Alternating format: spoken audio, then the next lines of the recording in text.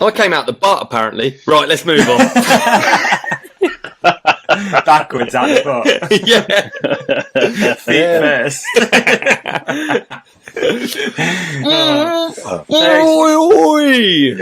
It explains the ankle injuries, eh? Come out feet first, straight onto the floor. All twisted. Big flat lander. Yeah. Bosh.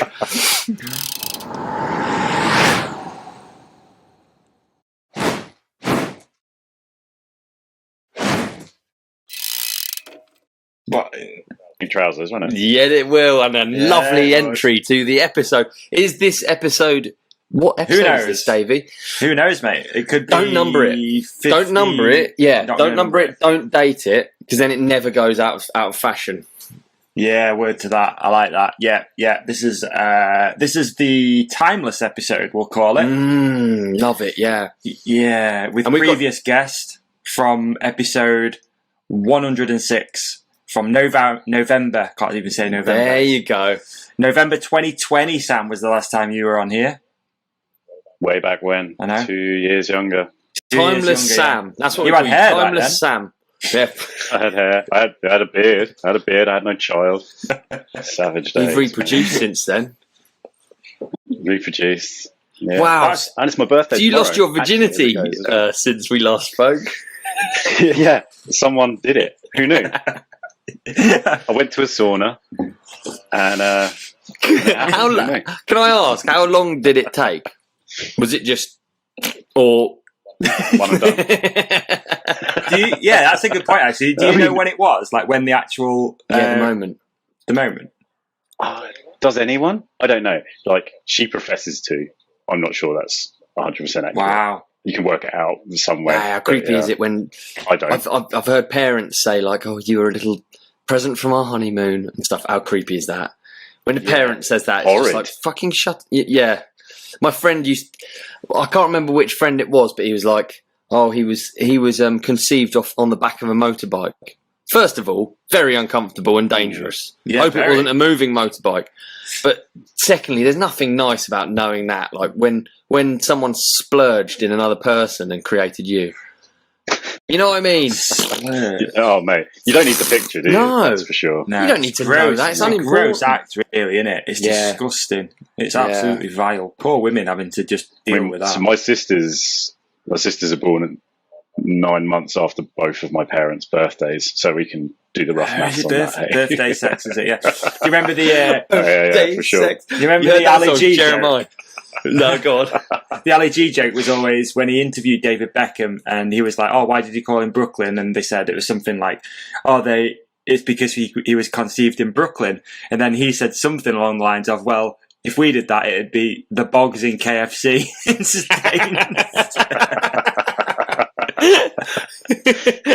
That is a good one. I'd hate to know. It'd be miserable anyway, I think. I came out the butt, apparently. Right, let's move on. Backwards out the butt. Yeah. Feet first.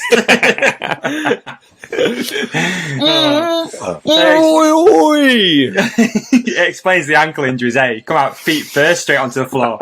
All twisted. Big flat lander. Yeah. Bosh. We're useless animals, though, we are. We're useless animals. You're the creature you've created. What can it do, dude? You can't leave it anywhere. It's not going to survive on its own, is it? Can't get a job, can't get food. No, it can't.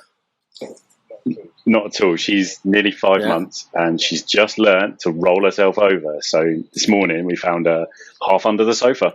No. No way. Like a little so that's the level of great they are. Yeah, exactly that. It's like, I can roll from my back to my front. 5 Can't do anything with Arguably it. the biggest infestation that planet Earth, this spinning ball of rock, has had. And it takes 5 months to learn to fucking rewrite yourself. Pathetic. Absolutely. No. That's not. She doesn't know how to rewrite herself. She just knows how to go from one side to the other. So she can't crawl yet. Stuck. Pathetic. No. Hey, look. No. Just sort of moves around. Yeah. Just I'm not picking specific. It might feel like I'm picking specifically on your offspring, but I'm not. I'm not singling her out at all. It's across the board. We're all pathetic. We are. Some species come out and they're straight swinging, though, aren't they? Like fucking they come ready for out it. like a horse, I guess, comes out, stands up, ready to go, ready to trot off. trotting down it just a field, knows. 10 It's just minutes like, later. do you know what I like? Fucking grass and running. And then it's just doing it. First of all, let's get some grass. Right, let's get running. Done. Yeah. For life. That's all it has to do. Then it has to just learn how to bang. And then it's done. That's it. 3 things. Grass, running, banging. Humans come out and it takes, 25 years till you even consider leaving home? Exactly. To consider self. So apparently the male brain doesn't fully mature till mid-40s. Apparently. What's the point of that? I don't believe that, mate. I reached maturity a long time ago. At 23? Yeah, big time. Since then, maturity at 23 and then wisdom. We're just moving through life, just wisdom since 23. Is that a really small motorbike I see in the background? Is that how mature you are? And a basketball jersey with your own name on. I've got to fucking move that shit. Yeah, Sam sat there with books, dude. I mean, it's Goosebumps. We've already covered it. It's just a load of Goosebumps. Anyone listening, don't be impressed. It's just Goosebumps. They're literally, it's dumb stuff. They're not even that. They're just painted on. It's just that wallpaper. That wallpaper is the creepiest thing in a pub. Like, you know the food's going to be dog shit when they've got book wallpaper. Yeah, or they have the fake books and then you open it and there's nothing in there, just blank pages. That pisses me off as well. So what are we doing? I like in pubs. Put words in. I thought about this when I get a house. I might not have a kitchen because I don't like cooking, and then I was thinking in the toilets, why not put a urinal? If we, I just want a urinal so I can piss stood up and not worry about it. No one's annoyed at me. And if I get a urinal, it'll be one of the ones with the little flies on, so that you've got something to aim for. See, I've thought about it. Yeah, I've thought about it, mate. I've been to a few houses in my time that have got urinals. They do it a lot more in Europe than I think than in the UK. Is it? Yeah, they have a urinal in there, I think. Well, have you? Maybe it's just people I've never seen it. I've never been. Yeah, I've never been to one with a urinal. Makes sense, doesn't it? Because it's for a bloke. Like every time you go for a piss, you're like, this is me. You're like, you aim at the skid mark. That's a given. You aim at that, right? And then you always leave a dribble. So you either have to get some toilet roll, wipe it off. Do you? Or, obviously, you use your foot and a sock and you just wipe it off and you move on with your day. But it's true, though. I've never in my life done that. What, you've never socked it off? I didn't Knowingly, think that was a thing. I would say I've shit in the bath more than I've wiped off wee from a toilet seat. How do we get onto these things so quick? 7 minutes in, and this is what we're talking about. It's ludicrous. I do it every time. Like, I think you walk into the bathroom, you're full of confidence, right? You're like, here we go. You've got your piece in your hand or between your fingers for me. You've got your piece between your fingers. Yeah. You've got your piece between your fingers, and you're like, this is the time that I'm going to make it happen. It's going to be a straight... Obviously, you don't pee into the water because that makes annoying noise. So you pee at the back, aim at the skinners. I'm trying to work out how you do that. Like, I'm not flexible enough. It's incredible how you dab. Anyway. I think we should move on. Yeah, and there you go. Sam, it's lovely to have you back on here, mate. It really is. Lovely to be back. Yeah, Sam, you're a lovely man and you look handsome. Yeah. Look smart. We got I guess we got the team together for people listening. This is Freedom Ride Incorporated. This is as good as it gets. Dude. This is it. This is the boardroom. Yeah, this is the boardroom. So it's nice to have us back together. Really, have a little chat. We not really spoke that much since Freedom Ride 3 ended, right? I think we're all. No, Sam needs a good year until he talks to us two Burks again, doesn't he? He needs a bit of time away from us. Yeah, Sam, how are we going? Well, I've been doing an Ollie, haven't I? I've been wandering. You've been in Surrey, and I've been out and about. Where have you been, Sam? Home. So I've been to the sunny mountains of Morzine for the last. You go there quite often, don't you? Busy boy. I've been twice in the last 2 months. Have you? Yes. I really have. Yeah, I really have done a. You poor thing, looking after your newborn child, flouncing around in the mountains. Honestly, I know, living like a single man. She's okay. She can roll over. She's good to go. She'll get a job soon. Oh dear. I'm yet to. I have to pay for it. I don't think I've never been to Morzine. I've been to Leger, Crankwork, spent a bit of time there, but yeah, never been to Morzine. I'm really missing out because I've got friends there and all sorts. So I've just never been, which is Super shit. Sam, what's the best thing about Morsey? Why do you keep going? Morsey? I mean, this time was simple. It was just the crew, the band's right. But the Welsh boyos, my friends, my Welsh boyos were going out, and it was an excuse to go out.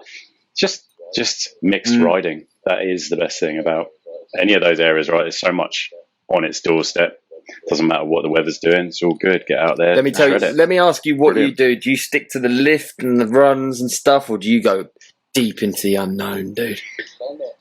So I'm not a massive Morsey dude. I've been 3 times and once to Chatel, or 4 times and once to Chatel, like proper riding, and it's always been different. So this time around we were off piste most of the time. Barely did anything within the parks. Lots of plenty singles, and then out in the outbacks. And went up to Burnex Bike Park. A big shout out to those guys. That place is rad. So if anyone is going to the Port de Soleil, make the trip. 40-minute drive up towards Geneva, and it's absolutely banging. What was that place called? Yeah. Burnex. Okay. So Bernex. Yeah. So William Robert does a lot of he's stuff a beast. up there, and Billy T as well. Yeah, right. They've just built this new line up there. It's the Chill Trail or something, which is only just opened. Just super awesome, man. They're banging. Great trails within it. Absolutely mint condition because it's dead quiet as well. Wicked chairlift. You get like up to the top, turn around, and there's just this stunning view of Lake Geneva and the mountains around as well. It just comes from nowhere. It's gorgeous. And awesome single track as well. So heartily recommend anyone who's out there. Big shout out to Deeks actually, because he gave us the absolute go ahead on that. I asked him what was worth doing, and he gave me an the big example green light. of a shout out to Deeks. I have a feeling I know what it's going to sound like. It's could quite it be like loud, a mountain version, maybe with a yodel aspect? Ooh, I like it. A bit of that. I'll show How you. would you do that? Oh, that's a bit Tarzan, wasn't it? That is a bit Tarzan. Imagine him beating his chest. You need a cowbell with it. Oh, wicked! Sounds amazing. Would you live there? Would you live in the mountains, Sam? No. I think we've talked about it before. 100% I'd live in the mountains. I don't know if I'd live in Morsey. Way too many English people keeping you up in the middle of the night, being rowdy and living in fucking vans in car parks, to be perfectly honest. So I don't know if you want to be a local. Innit? But yeah, mountains is where it's at, sure. Davey, would you live in the water, fresh water? I'd love to live in the mountains, dude. Yeah, definitely got that feeling at the moment. The thing is, it's tough in the UK, isn't it? It's not easy to do living in mountains in the UK. I guess you've got, where are the biggest ones? No. Scotland, Wales. Yeah, and the lakes, which you don't want to go to because it's just full of... Yeah, there's some great spots, no doubt. But yeah, obviously, I think like a lot of people, I have this yearning inside of me to get away from everything and everyone and just live in the mountains and just hike, run, ride bikes every day, grow veg. Yeah, I'd love that, dude. I would, I'd love it. But then now with what we do with this and work and everything, it's just not feasible at the moment. I love the idea of it. I don't know if I love it or not. I don't know if I would love it or not. I don't know. What I agree. Would be the negatives for you, do you think? I think there's so many things that naturally, wherever you live, you take for granted. Things that you just don't realise that you even like, even if it is just simple stuff like, there's a hospital within 10 miles. Like lame stuff. Yeah. I think what you always forget too is how good it is where you live. We literally had this conversation the other day. Don't know when this episode's coming out. So we were like, it was beautifully sunny. We were driving to go for some lunch in the peaks, and you just like look at it. There's got Highland cattle on one side. You're just driving along this beautiful road. You've got deer running on the other side. So yeah, you're like, I'd love to go live in the mountains, but at the same time, you have to really appreciate where you do live and make the most of it. And it's so easy to forget that how much cool shit's on your doorstep. Not just riding, just general living. Yeah, just generally nice stuff, Just generally nice stuff. And I would obviously love to live in the mountains, but at this moment, I'm good. I'm fine where I am. Fine. Just want a little bit more space. That's all we need. Just a little bit more space, and I'd be perfect, I think. It's a problem, isn't it, being a human? Easy as that, huh? whatever There's you this, do, like, you think aspire thing, right? You're always thinking bigger and better. But I think over the last few years, myself personally, I've definitely come to terms with like, this is just nice. This is just where we're at. It's just nice. And I've been caught up in that rat race before. You're always aspiring. You always want bigger. You always want better. But with that comes more stress. It comes more this and whatever. And I think personally, I found a nice little level playing field at the moment, which is lovely. Do you feel like that's partially due to having not lived that home for a little while? You know, the time you spent in the States, time you spent in Australia and stuff as well. You know, that distance makes the heart grow fonder, sort of jam, but also get it out of your system a bit. Yeah. So I've spent 37 years of my life around here, and it's kind of a bit like, mate. Yeah, true. But I know every even like towards the end of your holiday in Morsey for a week, you're starting to think, I kind of want to go back. Like, I kind of want to drive down roads that I know. I kind of want to see some of the same people, see your family, see your friends, see your daughter, wife, you know, all that sort of stuff. So yeah. Oh, of course. Yeah, right. I mean, it is an interesting one, but I think more on a personal level, I'm just like content, and it's rare to be like that. That's good, dude. That's the You're aim. always aspiring, aren't you? And at dream. some point, I think it's just come with age with me. I've become wise, like we were talking about before. I think you're just like, I'm okay. There's more to life than working like a slave, or, you know, always trying to get bigger this and better that, because ultimately you can't take it with you, and that is a fact. You know, you can't take it with you, but what you can take with you to the grave is good memories and plenty of just time. So that's what I'm all about, man. I've had like a massive shift over the last 3 or 4 years. I think a massive shift of just been. I think after nearly dying, to be honest, not to get too deep, but yeah, honestly, that was like a real, like someone shook me and was like, just enjoy it for what this is, you know. So yeah, I think there's a lot to be said for just being content, trying to be as present as possible, right, and not just shooting for the stars all the time. We'll just pull you up on something though, Davey. Within the last 10 minutes, you have said that 1, you are wise, and 2, you almost always wipe the toilet seat. What a conundrum, Davey, we reach. And how are you getting wise? I mean, think of the trees that you're saving, think of the rainforests, think of the amount of time, and think of the pissy shoes. Just think of our carpets, dude, in this house. Do you have carpet on your toilet seat? Just to back to that? Yeah, we just squeegee it out at the end of the day. That's the thing, though, carpet on a toilet seat. That is a thing. What? Yeah, it certainly was. What for? I was at a hotel the other day that had carpet on the toilet seat. It's just old, but I don't know. I think it's to collect the piss, yeah. Gross. I don't know why, sit honestly. You sit on it. It must have been comfy, but other than the bloody clegg nuts gathering around the rim. Oh, God. Oh, gross, mate. Gross. I know I wanted to ask you, Sam, before we get into other stuff. So when you came on the podcast and we did an episode together, we talked about being a responsible mountain biker. We talked about trail, what would you call it? Trail etiquette. Yep. Etiquette. Has there been many changes since then, do you think, in the grand scheme of mountain biking? Have you noticed anything? Has the park changed at all? Has it got worse? Because obviously we've been through a lockdown. Loads has changed. Well, we'd already done one, hadn't we? And then we went through another one. I don't know. Yeah. I mean, in fact, I think we did 2 more since then, right? It was right. You know what? I totally forgot. I get, I think like a lot of people, you get muddled up with years and time and whatever. So so we recorded November 2020. So we'd been through lockdown, and that's why there was a lot of issues with right of way. There was a lot of issues with people going places they shouldn't, leaving litter. It was that's why we had that conversation. Yeah. It was mental, right? Was it really after Freedom Ride 1? Did we do it after that? Yeah, we must have. Yeah. Okay, weird, huh? Yeah, I don't know. Loads changed. There's definitely, it's quietened down, Els. I think you'll agree. Like in general, that wave has kind of peaked and petered out a bit. And the podcast got, an insane response, right?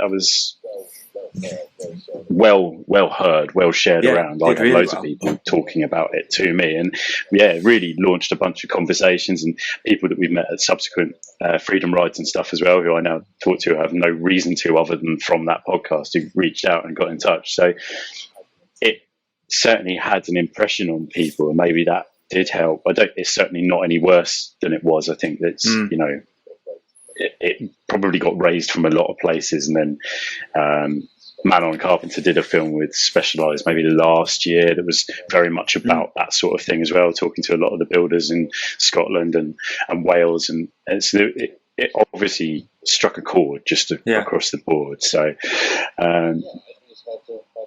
I mean, it's hard to gauge, isn't it? Everything changed so much. Are out riding at the weekends, and if it's tailored off. I know from an industry perspective, I speak to bike shops most days. I speak to a bike shop or two, and it's so crazy at the minute.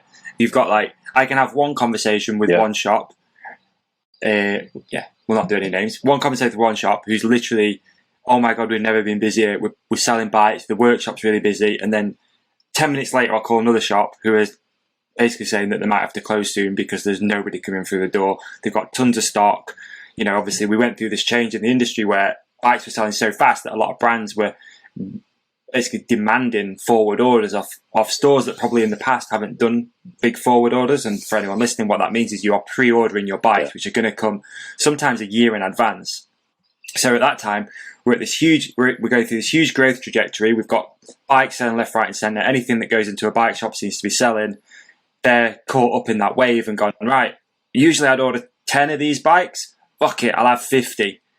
Now things have slowed down. They've still been asked to take the 50 because obviously the bike brands don't want them. And then we're getting into this issue now where it's like you've got a lot of cash flow problems. You've got a lot going on with just stock being sat doing nothing. And it's kind of scary, but it's probably always the same. I've been thinking about it recently. That you've always got certain stores that are noticeably a lot bigger than others. You're always going to have a few, bigger, some independent that have got multiple doors, stuff like that.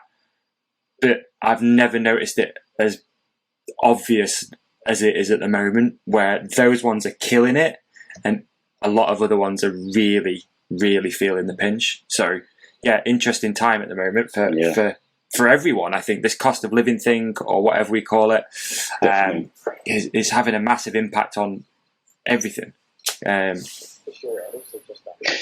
For sure, and also just that openness again, where the last 2 years we've been trapped in our shell, and riding bikes in any form has been one way that you can actually get out and do something quite legitimately and probably with other people and socialise. Well, now all of that's opened back up again, and it doesn't matter so much. People are doing the things they haven't done for the last 2 years and going away in ways that they haven't before, travelling just throughout the year. We had those windows of opportunity previously where we'd be not on lockdown for 3 months, or Spain's opened its doors, right, let's get in there quick. And now everybody's going away. I've been away numerous times. You're going away. You're both going away. And that's happening everywhere. Most of the kids I see on a weekly basis have been away once or twice, and so that's using people's money, obviously, but they're also not necessarily doing the same things they were doing when they were trapped at home. And that could be playing an Xbox or anything like that too. Anyone who's got a console is probably less likely to have turned it on in the last 6 or 7 months than they would have done the previous. Right? It's all of those things in one. Plus, everyone's got new bikes, so it's a very different time. I think we're going through a fairly standard peak and trough of all of these things. You see it with action sports throughout. Scooters did it, BMXs did it a little while back, where that was the thing to have. Skateboarding's had it, and they kind of come and go in their trends in the same way music does. But it's hard to gauge, and it's obviously worrying for a lot. As far as numbers coming through the bike park, would you say otherwise similar, different? Yeah, again, I mean.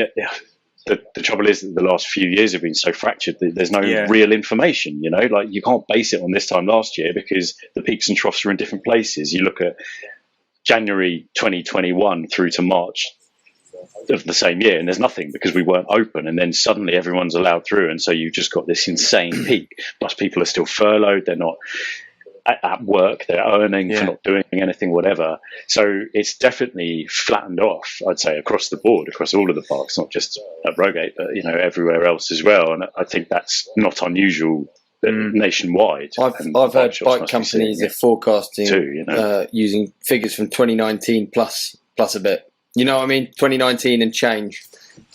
Because I guess you're going to naturally have a drop off, and we should have some new recruits. I mean, certainly even within our listeners, we've got people that are new to mountain biking. So for sure. So I think it's like 2019 plus change, and that includes all of the drop off from everyone being worried about gas.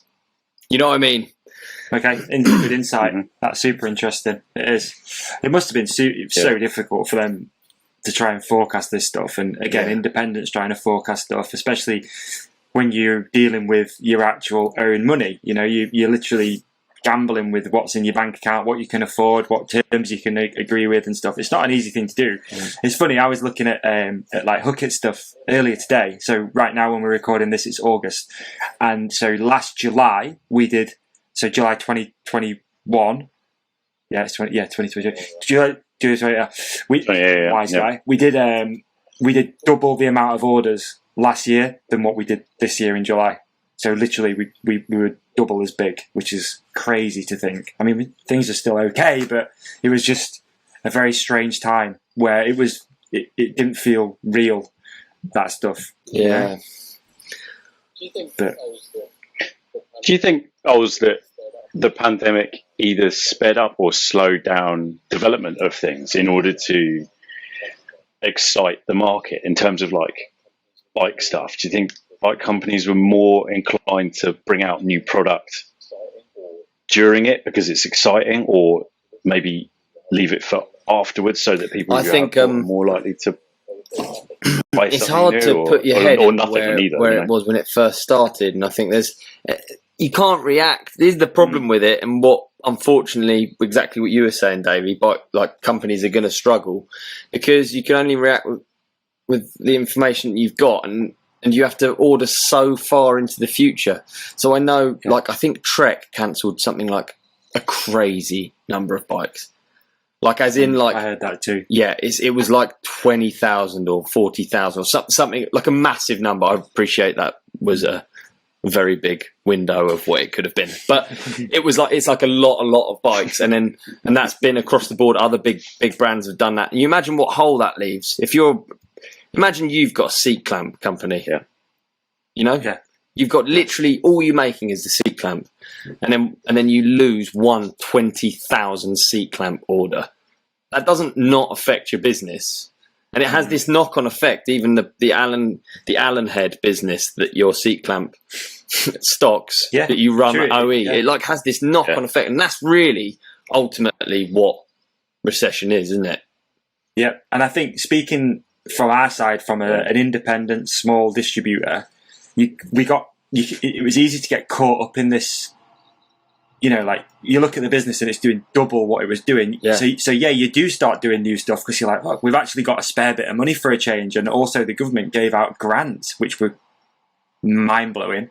Again, I don't really agree with any of that stuff, to be honest. I was quite reluctant to take it, but you've got this. You've got this extra money that you didn't have, right? So I think that what you were saying, Sam, that's really interesting, because maybe you do start doing stuff which is like buying Lamborghinis and BMW 1 Series and stuff like that. But like you do start thinking, well, this project that we've had an idea for, let's say it's changing a collar on a grip is probably a decent example, which we've never really had the means or the demand to do it. Fuck it, we've got a bit of extra money. Let's just do it. Let's hit some more home runs. It's felt like at one point, I'm sure, from a business perspective, like you just couldn't miss. Let's bring out a chocolate pedal. Fuck it, chocolate pedal done. Yeah. Everyone buys them. Yeah. Oh, let's do a face mask. Let's do some antibacterial hand gel. God, I wonder how many boxes of that. Scary, dude. It's scary, the face mask thing and everything. It is scary. You picked up any habits from it? Do you wash your hands more, do you reckon? I can't believe we're talking about this shit. Yeah, clearly not you. No, we I don't just need to use ask my you, David. I haven't picked Norton. It's interesting to think, man. It's crazy that No. it feels like such a long time ago now. Ooh. I have picked up something. I feel as though I need to prepare more for trips. Do you know what I mean? So because through all of this shit, it's been so crap travelling. That was the violins, by the way. But because it has just been rubbish, now I feel like I have to know what each country requires. Whereas before, I'd literally turn up with a toothbrush and my passport. Especially if you got stuck there, because certain people were getting stuck Yeah. in countries that would have been awful, I think. Yeah. You just ended up stuck in, I mean, Ecuador looked lovely, but you wouldn't want to be stuck there, would you, with no idea how you're going to get home. Nearly got stuck, yeah, but yeah, totally, yeah. I don't know if I've picked up any habits or anything personally. I don't know. I think life's so different. In 2 years, things have changed, gone from, I mean, this, you know, not wanting to keep relating it back to the podcast, but this happened in this way through lockdown, and that's crazy. Sam, I didn't know you 2 years ago, really. I don't think. We never met. All of a sudden, there's this guy. No. Oh, we met that one time, but that was it, like in a shop. Yeah, you came to the shop. Oh, yeah, I do remember. Sorry. Dude, it was called the Lockdown Companion. How you know what I mean? It was like the lockdown because we were locked in our house. It's fucking ridiculous to think. It's the ride companion, man, isn't it? It's biking. It's interesting. It's interesting to think about, for sure. Yeah. Crazy. I mean, even that doesn't feel real, right? Let alone life before that was a thing. Like, actually, even that alone. Do you remember, like, everywhere was dead. Outside, dead. No cars. You could have your windows as wide open as you like. Even the birds. There's a local reservoir by me. And, you know, again, not to get into the politics of it, but they literally shut the doors of this place. You couldn't get in there unless you were kind of local and you knew that there's a back way into it, right? You could walk around the edge. And I remember walking through there and just being blown away that how much nature had just gone. Just blown up. You've got, like, so many more birds, so many more everything in there. The water looks clear. The whole thing. And it feels like a dream that happened. You're just walking around there in the day, just like, there's nobody in here at all. That's it. All those photos of the ocean, and they're like, "Oh, is this wherever? Is this the Maldives? Is this the Seychelles?" Like, no, it's fucking. I'm going to say something arguably like, controversial, but as if there's a weird part of me that is pleased that it happened because every now and then life gets too much, and you're like, "Fucking hell! I wish I could just have a week where no one bothers me. I stay in the flat. I don't have to deal with any people. Life is simple. I go out and go for my walk on my own. Just people leave me alone." You know, any part of you that had that inside, I've done it now, I think that's and it's one not thing for me. That we should take I like away people, from that whole experience. Is like we need that. We need that little break from everything. We need to hopefully try and let nature reset every now and again somehow. I don't know. Yeah, I'm with you. I wouldn't say I didn't enjoy it. I mean, obviously it's shit for a lot of people, but I wouldn't say I didn't enjoy it, dude. We were sat chatting on a Monday, having a great time. Mate, life was so simple. It was like, I literally had Podcast Monday. This is what what I remember of the pandemic. Podcast Monday. Wednesday, I go and get pizza, and then I play a pub quiz game with the Trails crew. And I go for a walk, a massive ride every day. And that is literally it. PUBG. Yeah. And PUBG, yeah. But like, how simple is it? That's like 5 things, dude. That's life is 5 things. If you could retire like that, is that the dream for you, do you think? Did you get a glimpse of retirement? No, we're not there yet. I'm with you. I'm with you on being content, but I want to get more better before I retire. You know, I want to get what I tell you what I want: rocking chair.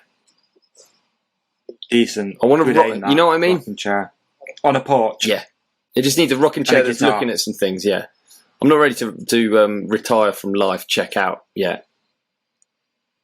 I love a porch and a rocking chair, mate. I think that's. I'm glad that you share that dream. Maybe we can have one together. You can't have that not in the mountains, though. You can't look out on an A road. No, you just point it away from the A road. Just point it at the wall. No, it's not the same. Currently, my rocking chair, I'd probably hit something. There's just not quite enough room. Just get your projector, change it every day. How crazy is that?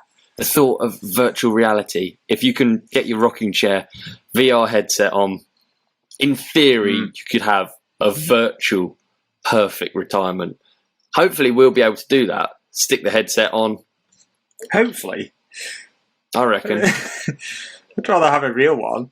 I'm not sure I'm with you. Sure. With you on, hopefully. I thought about it. No, I didn't mean it like that. I meant as an option. But like, I don't want the option.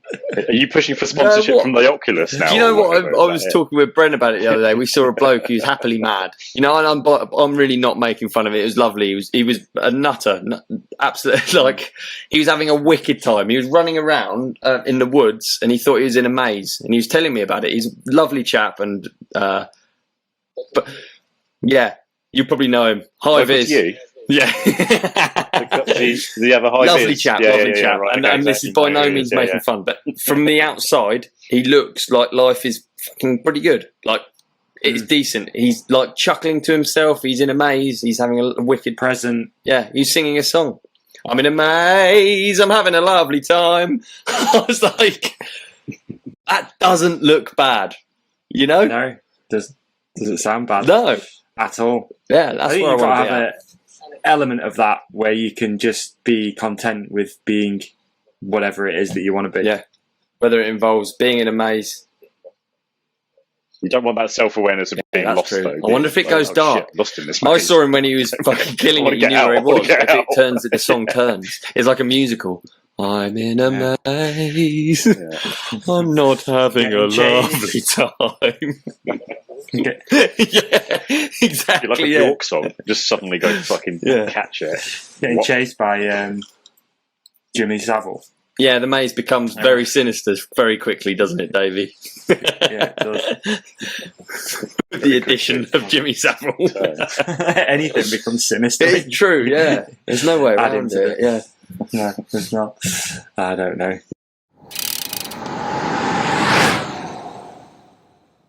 Ollie, this is honestly one of my most favourite ads that I think we could have ever done.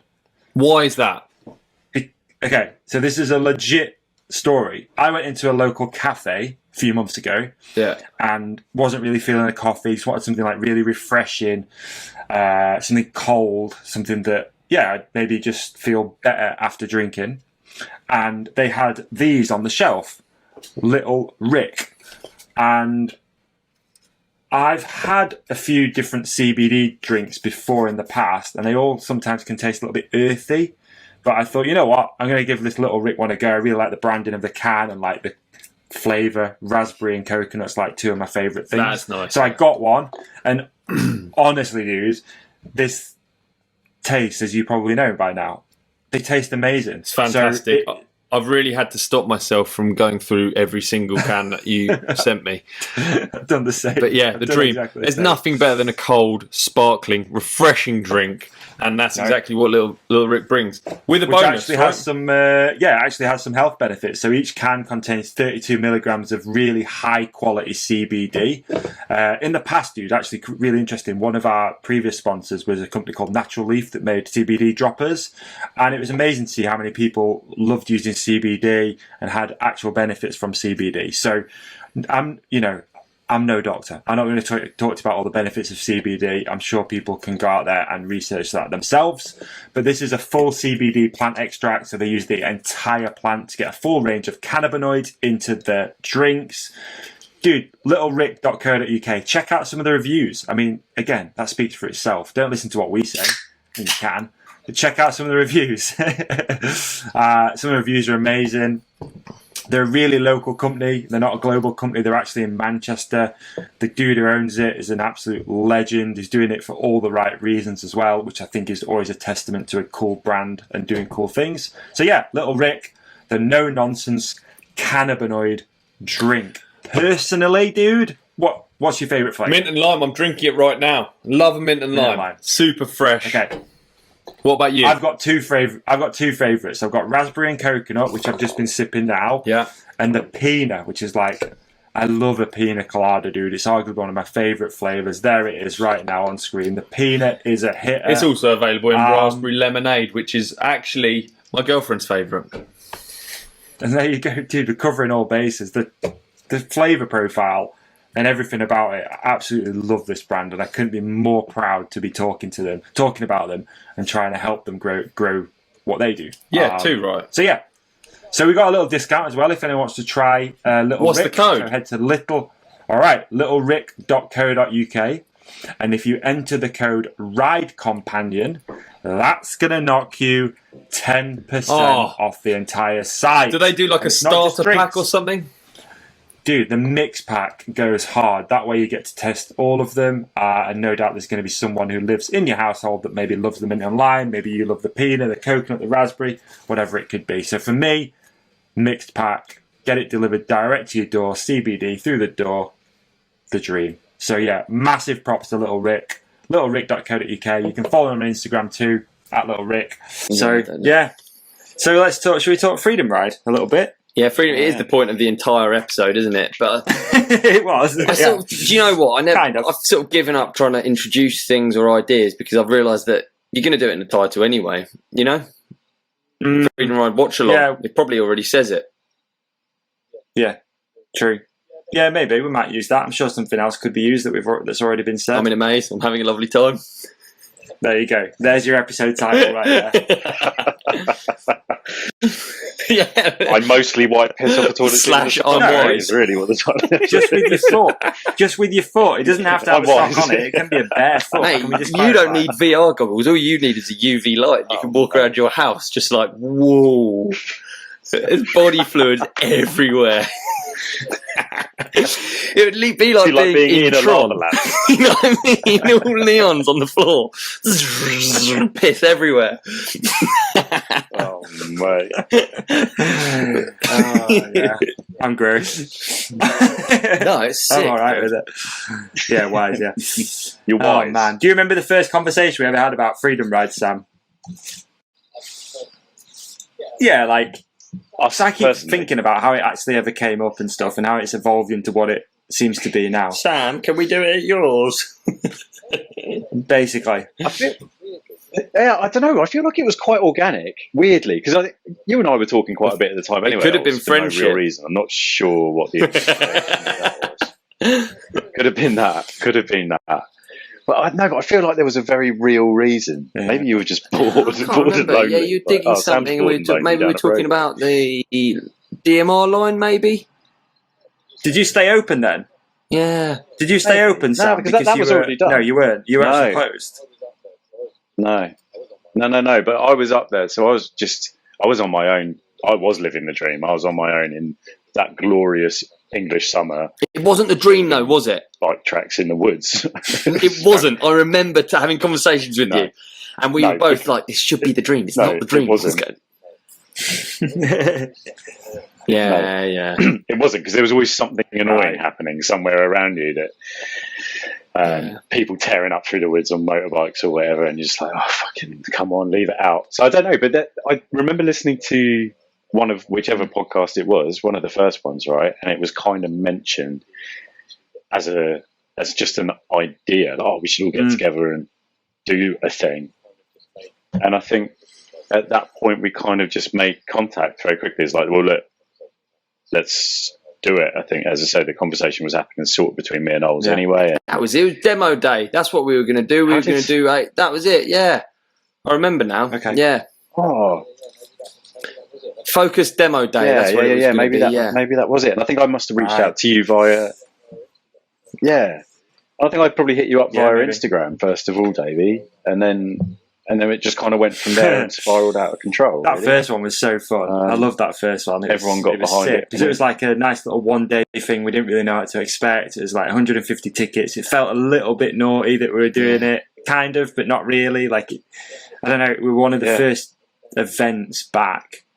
By a long way, to be honest, as well. Because then we went back into lockdown anyway. So we slid it in there.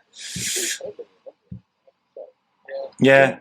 I don't really remember it, I have to say. Like, it's really hard to... I guess there was so much going on that it just seems a bit crazy. And because the last two were so different, what do we have on the first one? Was there car boot? Much more prominent. No. No, we I had. don't think we really had Focus were anything. there. No. We had the guy at the back with selling cakes and coffee. Yeah, we had. Yeah, we had a cake. Did we? Yeah. Oh, yeah, we did. Yeah, we did. That's Jono. it. God Save the Bean. God Save the he Bean was there. And I'm pretty sure that was it. I'm pretty sure. God, it was like Rich calling that freedom, innit? Yeah. Yeah. More like, Mate, at that time. more like communism. Yeah. You will try a focus bike and you will eat from here. Yeah, it's brilliant though. It was brilliant. People were super hyped, weren't they? That's exactly it. We must have had actually food. Did we not have bring and buy that? Was almost the most Didn't free. even provide food. Wow. Or was No, it like packed lunches? no. It was rainy as well, wasn't it? No. It rained didn't it? Second year rain. Freedom Road- No, the rain the second year. No, the Freedom Road second year one. was rain. Did we only It was have when one it was day? drizzly like that the whole time. Yes. We had one day and then we did the Centurion after. Oh, Yeah, it was the 4th of July. yeah. Yeah, that's Yeah. right. You know? Yeah. Yeah, all got a bit heavy. All got heavy. Feelings. Very heavy. Feelings. Yeah, I don't Does remember. anyone Yes. remember the feelings game? Yeah. Brother turned into a dictator. Oh yeah. Ace ate some meat on a pizza. So then 2 and 3 I remember, but 1 I do struggle. I'll be Yeah, honest. man. Long time ago now. Yeah, I think. It was, and I think that's we right, just it was rode a constant lot more. riding. It was a lot more chill in that respect. You No. know, like Davey had never been there. There was nothing I going rode on. Just so came down much through that day. Yeah. Like, it was constant. It was, down, wasn't it? up, Yeah. down, down. It was just constant. Yeah, we didn't do anything. We didn't do any trains. We didn't do anything. It was literally just come and ride bikes and just hang out. That was it. No, Mm. yeah, because it was novel. How weird! And I think the reason we didn't have food or I anything, think you was 'cause weren't it was allowed. so- Yeah, we had real limits. we were still a bit didn't we? sketched Yeah, out. yeah. Like, what can we do? Yeah. It's 'Cause like, right, events make sure weren't you're really not in allowed. groups of more It was than a 5. bit borderline, right? wasn't it? Yeah. No, Yeah. it was hazy. We were good. We were good. We did play by the It rules. was definitely You know, hazy. Yeah, we did. We did, I think. Mad. Yeah. Crazy, though. Yeah. Enjoyed it. I'm going to watch some of the footage back because I made a little So, yeah. iPhone video and it's literally like 2 minutes of footage. Most of it's getting drunk. Yeah. Yeah, I put Freedom a Ride video. 1? Yeah, I did. I Did did you? put a video Oh, up, but I amazing. honestly can't remember what's in it now at all. I genuinely couldn't remember. I think Well, I did. I mean, you must think have got I John O'Brien sick in a Christmas That's an packet. important part of the Pretty sure. highlights, yeah. Yeah, Yeah. Centurion's tough. I've not even It had really was. any inspiration to try that since. No. That was Or really drink. not fun. Or even drink. I've honestly, but I've not even been drunk since then. No. I must have been, but not. No, actually, I don't really know if Yeah, I it was have. heavy. What do you reckon's happened to nightclubs? Have they survived? Dude, I don't know. You know, I've only been to one since. I've been to one, Yeah. and it was after there was a film, Stevie Smith film we had in Sheffield. Was at a university, so we went to the student union after. So yeah, it was busy. Like, I think that stuff's come back with a bit of a vengeance. To be Has fair. it? Oh, good. I'm glad. I think straight away. Yeah, Yeah, they I were went to huge, one man. and I got COVID Super there spreading in disease. Indonesia. Loved it. Do you remember that? And then I flew home. Yeah, Yeah, mad. there you go. And then I remember, I think obviously coming away from that and being like, this is a thing, like there's something to this. I think we could do more with it. And then we've put together this sort of mini plan, I guess, haven't we? That, you know, you go one event, then 2 day events, and then you just keep growing it like that. And it's cool that we're in that cycle of it. Like Yeah. we're like things are happening. It's cool. And this, I remember the second one just been 10 levels above what we'd done the first one, and then the third one was even bigger and better than that. And I don't, like you say, I don't know where we go from here, Ollie and Sam. I have no idea. You said it in the outro. It was, what do we have? Bangs. What was it? Bangs and Yeah. lasers. I can't remember, but we had them. So Yeah, I don't true. know. I don't know what we do. I don't know. Love the idea of the live stream, but we'll see if that's even a possibility. I think it is, but we'll see. We'll see. Maybe there's something there with that. 4K. And maybe it's fine as it is. That's what. Maybe it's fine as it is. Yeah, maybe it's hard fine. to know. I think maybe add fancy dress or maybe airsoft. I don't know. We'll work something out. Yes. Laser Quest. Yeah, Oh. Laser Quest. could do that. Yeah, definitely do laser quiz. Oh, I don't know. true, There's always a thing, right? Like we didn't have hot seat racing in the second one, and something will present itself. And like that's insane. Yeah, it just kind of feels like the whole process has been fairly organic, right? I know we've put a lot of work into every single one of them, and it's always felt like, God, I don't know if I can do any more work than that. And the last one, I was, by halfway through Saturday, I was shot to bits, just knowing that I can't peak because I've still got another full day on the back end of it, But everything sort of came together in hot seat racing. Just like it happened, you had that idea, I was and ran with it, and it fit in perfectly. And I kind of feel like that's that is fiddling around. Yeah, totally. Idea of it, isn't and it? Just it like just kind of sits there. Major props as well to the people that listen to this or watch this thing, because without them, we'd not have an event. So that's been so sick that people have. Hey, there's 3 of us. Let's do a round of applause. 3 is enough to a round of applause. Come on. See, that sounds like clapping. That's good. When it's just me and Davey, it doesn't sound like a crowd. Absolutely. No. It's sick. It's just so sick that community rallies round and comes down and hangs out and stuff. It's I always come away from. Well, and see those same people. Some people like have got like Wales 3 stickers and stuff. It seems to be like the badge of honour now, right? You get your Eagle sticker, like your like your war badge or whatever. Yeah, it's crazy. I'm blown away by it. I know, like every time I drive away from that event or anything like that, I'm just like, wow, that's just so crazy. It's so cool. So, like you say, organic. We actually had a kid in earlier on. That's it. We had a kid in earlier on. He's still got his race plan. No way. Yeah, man, for sure. So it's not just the sticker. Like they're still well into it.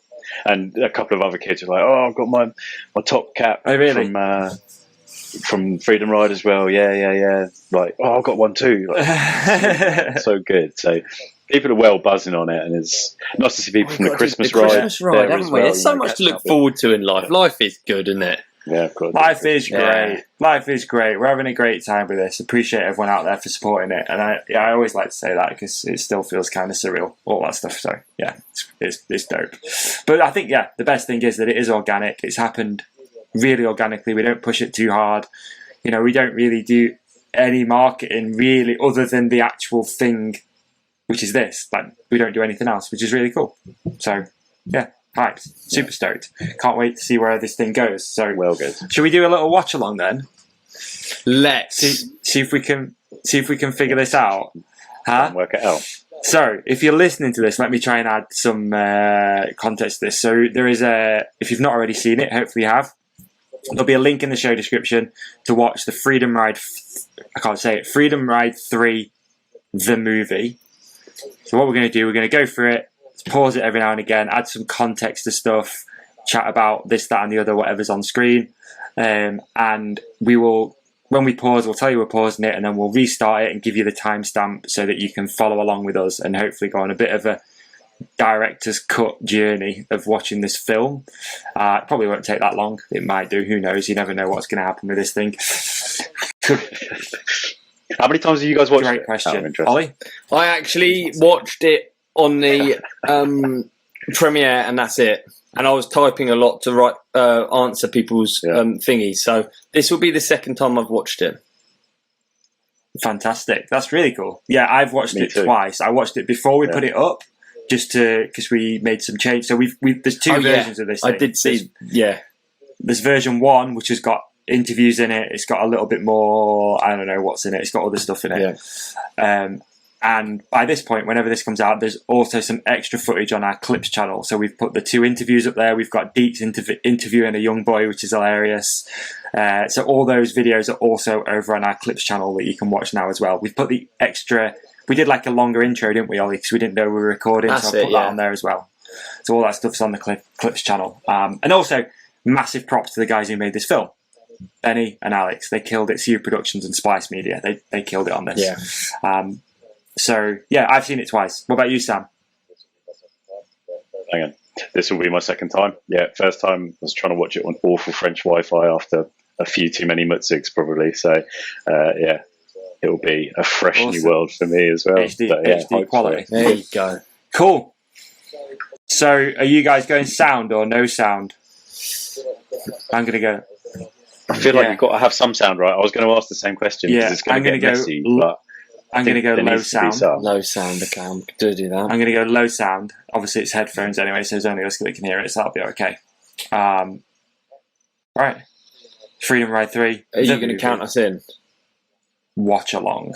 Shall I? So, yeah, okay. So when I say go, hit you're play. the boss, dude. Let's here we go, yeah. After the ads. After the ads. Yeah, after the ads, yeah.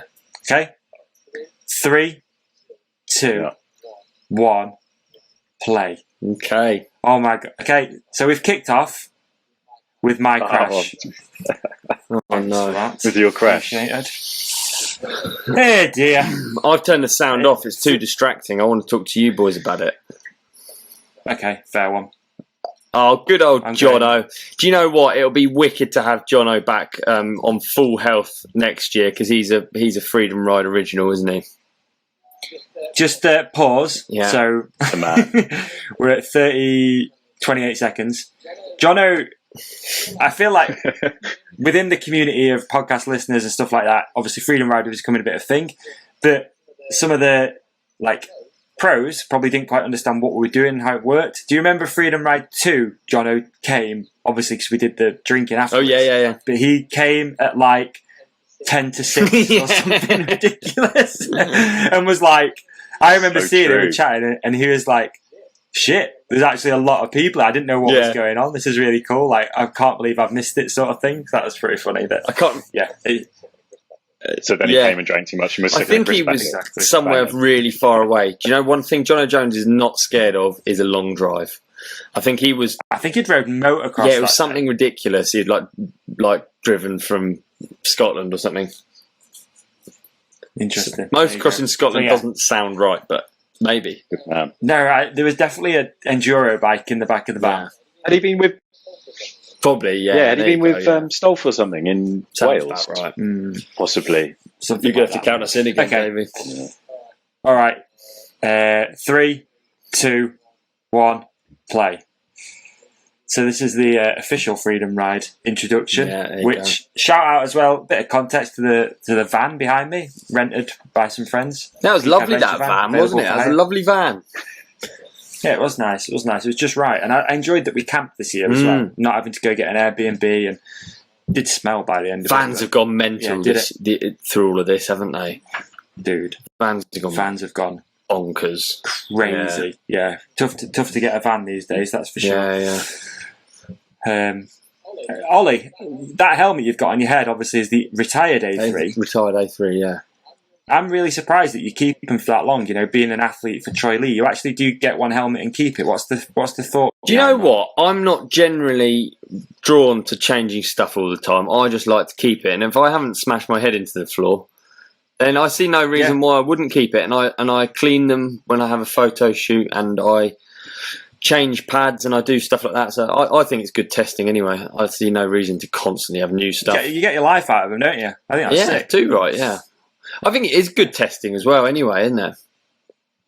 You know, as well, certain products becomes synonymous with certain riders, right? So that helmet, to me, whenever you see that on the trails now, I think... Yeah, I know what you mean. I know what you mean. I think that is ultimately the point, isn't it? Yeah, fair. Really? Yeah. Although if you so... where are we at on the film? So you're doing a bit of a walkthrough. It's I can't remember the name of the F1 person. So this was the idea behind this this feature was to you go and interview people down the train line, which is it was good fun actually. I think I could do it better. We were just being as quick as we could at this stage, weren't we? Because we had a time schedule. Yeah, true. I really love the trains as well. They're a good laugh, aren't they? They're super fun, aren't they? They're really good. Everyone loves a good train. They're so fun. That first one in particular, actually, was this one on this event, Saturday morning. Yeah, Saturday morning. Yeah, I think so. Yeah, the first one was good. Where do you like to be in the train? Do you like to be at the front or at back, middle? I think everyone tries to get in the middle, so it's kind of hard to get people who want to lead it out. Yeah, it is, isn't it? I like being amongst the action. I do, because no one wants to have you behind them, but then you want to be behind them so you can see the action. So yeah, totally. So we okay, we're on board. This is my bicycle. I'm bicycling there, doing that. This is your bicycle, Pretty yeah. cool. That's my bicycle. Look how dusty it is. Oh my god, it was dusty. Proper dusty, look at that. So fun. Okay, so let's pause. Oh, What Pause. number are we on? I've paused it on the exact moment that I'm about to go sideways over a berm. We're on 320. Numbers, I'm on what's the numbers? 323. I'm on 321. All good. Oh, So this footage isn't actually from the 321, train, isn't it? so I don't know why the lads have put that in there. It's to throw me under the bus. They left the footage in there of me having a digger. This is not part of the train at all. This is on the, does it call it DMR line still, or DMR line, S&M, yeah. S&M, whatever you call it. It's a DMR sponsored S&M line. Yeah, that's right. And this was, I'm going to add some context. This was me, never ridden that line, following Ollie down it, always a bad idea. So what I find really interesting is I rarely crash, right? Yeah. I've had 3 crashes that I can think of in the last 2 years, all of them behind Ollie. Really? Every single, yeah. Well, wait a minute. Didn't you have a I wasn't there. You're full of shit, dude. I wasn't. Ollie was not there. I was talking to him. Yeah. Oh, that'd be awful. All right, that's fair, Sam. Actually, great. And thank you for making that point because other people would have done it in the comments. So thank you. But no, you're right. But all the time it's behind Ollie, and I don't know what it is. I think it's just that you obviously try and keep up. You naturally get drawn into a pace, and that's a very interesting thing, especially when you know the trails. I remember, Ollie, when the time before last coming down to ride with you, and I was on my e-bike, and I had the extra battery pack on the front because I was struggling to get it back from Roadgate. Back from Roadgate, and you were like, "Oh, let's just nip down here," and we took off down this trail, and I'm like, "Fucking hell, I'm keeping up. I don't know where I'm going, out of control, but I'm keeping up." And the bike didn't handle at all because it had the extra battery pack bolted onto the front. Naturally, it's a little bit heavier.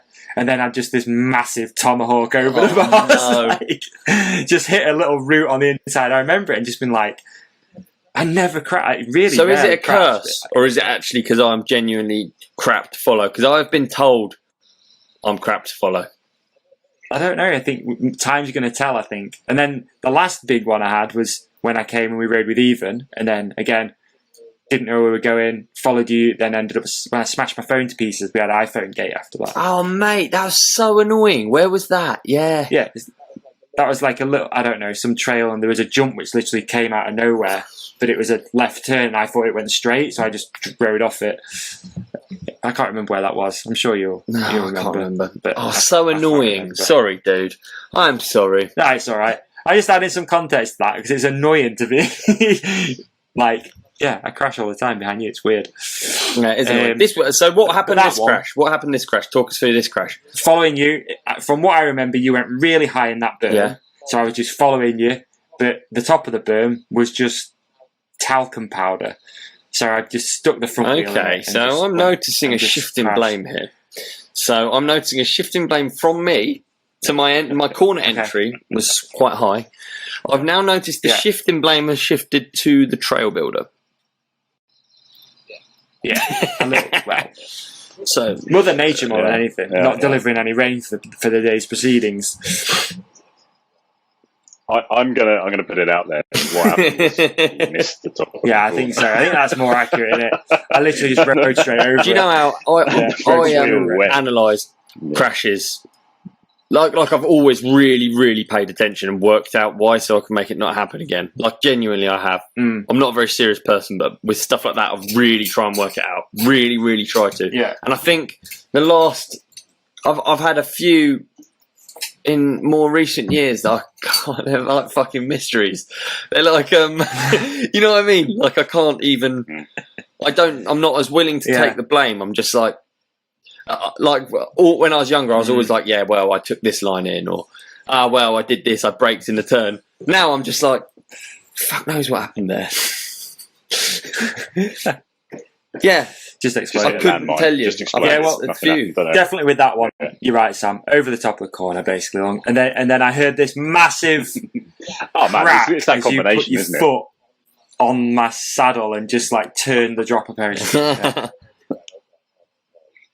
Mate, I heard the crack. I was broke like, something. no, what?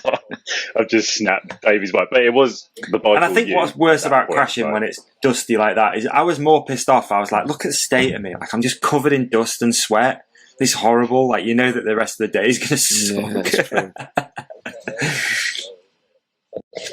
Yeah, quite first early run. in the day I think as well, first or wasn't second it? run. Sunday, I think that though. But it was like, yeah, we'd done the train, went up, took TC up with us, and then what can you do? Should we Let's carry on. All right, ready? Ready. I think it's more maybe. further, 3, 2, 1. We're back in the game. And there you go, dirt sandwich. Oh, there you go. Yeah, I missed the corner. And then you rode over my bike. There we go. Look how dusty it is. Yeah. Race plates look quite good, don't they? Race plate looks sick, dude, to be fair. Okay, we're back on board with the sketchiest rider at Rogate on that day.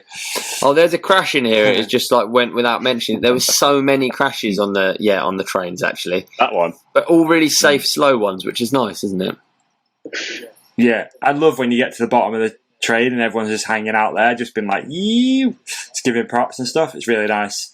And it just keeps coming. Like, that train just keeps going. No. Look at Benny. All right, man of the match right there, I think. John O'Jones stepped up. Round of applause for John O'Jones. Brought the A Big up game, yourself, didn't Jono. he was amazing Yeah. on the commentary of Hot Seat Racing, which we're no doubt going to get to. But I loved as well that Benny, this was something that we never knew he was going to do either. No, right? absolutely. He just did this. Yeah, That's he just great did it. little He just did feature, it innit? without even saying to Really anyone. fantastic. And very difficult. And I like the really hard, as we found out. Jono did do well. Anything on the spot. Jono did good though, actually. When I first watched it, I was like, well, I don't know, 7's not that good, but actually, It's in really hindsight, difficult. Did you do it, Sam? it's- You got away with it, didn't Did you? you not? I knew No, when I you were. didn't. Do you want to do No. one now? Yeah, Yeah, I think my face at that moment says we should pause and Okay. Sam should do it now. Ready, set, pause. Paused at 5:02. I am. Yeah, I'm exactly the same. All right, Sam. You're going to have 10... the trouble there was I was so hooked on watching it. I was like, wait a minute, what do you mean? How many seconds do we have? And now I'm on the spot. All right, we're going to do... I think we do... do we do 10 seconds? Quickly, 10 Just like- seconds. like Benny 10 was doing? seconds.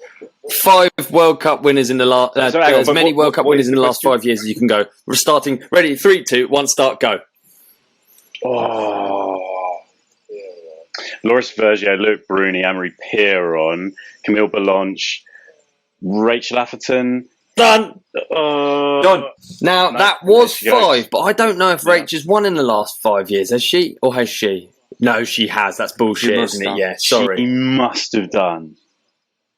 I don't So know. you got I'm 5. just putting it out there. She must good have on you. done, mustn't she? Yeah. Not Good on that you. easy. I got another one. Should we do another Yeah, one? let's do another one. Yeah, it's a lot. Seven's Do another bloody one, 'cause good, I was isn't going it? to mix it up Jono's with a a legend. question that you might not have prepared for. So with Sam, we'll do you first. You ready? Do him. Now the brain's on. Do you know what I mean? The brains are on, the Yeah, books it's are in the done. back. We're ready to go. Yeah. Yeah, Okay. yeah. Mate, the heart's So you've going got 10 like nuts seconds as well. to name as many World Cup tracks as you can. Ready, set, go. Leergang, Schladming, Mont Saint Anne, Snowshoe, Fort Bill, Leger, Done. 7. Maribor. That was Enough good, for a man. I season, wouldn't dude. get that. That's not bad. Yeah. I wouldn't have got that. My brain's just not got Trivial Pursuit stees. It just really doesn't. It must be all those fucking It's books funny, you isn't it? read. Because you... Yeah, mate, that's it. All those Goosebumps books, they have geography in them as well. It's really easy to remember because it's a big print as well. It's only 5 words per page. Oh, dear. Okay. I enjoyed that that little was game good. of trivia. Broke it down. Halfway through. Okay. It should be You should do that really more often. What- you should what do that number more are often. you That on, should be a feature, Davey? boys? Yeah, I'm on you should really just throw it in there. 5:03. 5:03 done. I'm ready to go. Ready to go, folks? Ready, set, go. Yep. How many did you get then, Ollie? I got 4, I think. I Oh, the panic in his eyes. Panic in his eyes. not good at it, man. Not good at it. Not good at it. Okay, has anyone else got ads? I've got ads. What ad have you got? I've got Intralock. It's like a I've got cycling ads. mount. Cycling Interesting. men. Ribble. I got Jet2 Holidays. Okay, guys, cycles. skip ads in 3, 2, 1. Okay, we're back. Skipping He's ads. left the monetization on. Of course he has. Of course he bloody has. 4, is it? 4. Yeah, I Is got it 4. Not happy with my score. You can see, even Yeah. with the sound turned off. He's making Yeah, excuses. big time. It's really difficult though, isn't it, without preparation? It's like, yeah, but just generally being put on the spot and given 10 seconds for anything. It's quite hard. Yeah. Quick shout out to Jono's t-shirt as well, actually. It's a nice colour, that one. Big fan of that Hellfire colour. That No, turquoise. a fan of the Freedom Ride t-shirts, which are still available. Amazingly, we got a new drop. I know we didn't get a new drop. We got a new drop, fresh in. Fresh merch. Emma said, she goes, people just don't have money for jokes anymore. And I was like, yeah. Fucking good it summary turns there. out. Look at Neil. What a guy. Yeah. What a guy. I spoke to Neil today. Fantastic fella. He is a fantastic Legend. fella. And good on him for bringing so many bikes people to bike with. It's sick. People Yeah. demo a lot Always of bikes do. at Freedom Build it, Ride, didn't dude. Like a lot. Compared to, I think we had 2 brands that were at the EWS, and we demoed more bikes at Freedom Ride than they managed at the EWS. Is that right? That is right, isn't it? That's exactly right. Yeah, they had more sales off of it. There as well. you go. That's Freedom And Ride. that's what we're here for. That's what we're here Hard for. sales. We're Talking just selling. Freeing your wallet of those hard-earned You pounds, burnt boys. Deeks then, and you never get headlocked. He only headlocked some people. No. I don't know him well enough for that, I don't think. I think it'd just be I've got a theory. It's because I've got a durable looking head. It's not because it's big, it's just because it's durable. Yeah. It doesn't worry about it. Durable. There you go, Davey. Like Coming in with 2. Not bad. What a sturdy Not bad. cranium. No, I think it goes down to 1, doesn't it? Oh, does it? No, maybe it stayed at 2. Yeah, you are. So, Oh, well does that done mean you I'm with champion an now? entire 2 months and Team. 3 holidays to prepare.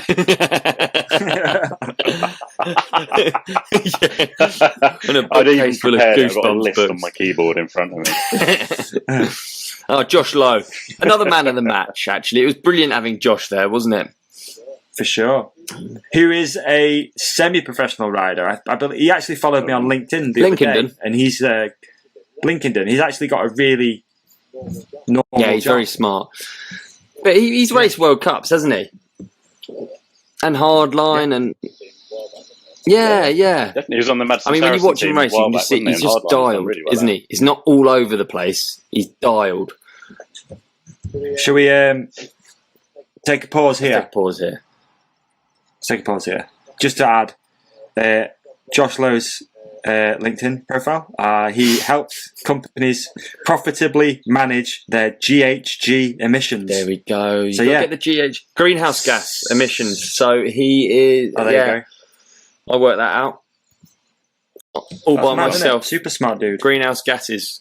He does that, and I'm trying to get props for working out what GHG stands for. It just goes to show there's just different levels, isn't there, of intelligence, props. and There's I'm on levels to a that, low yeah. one. But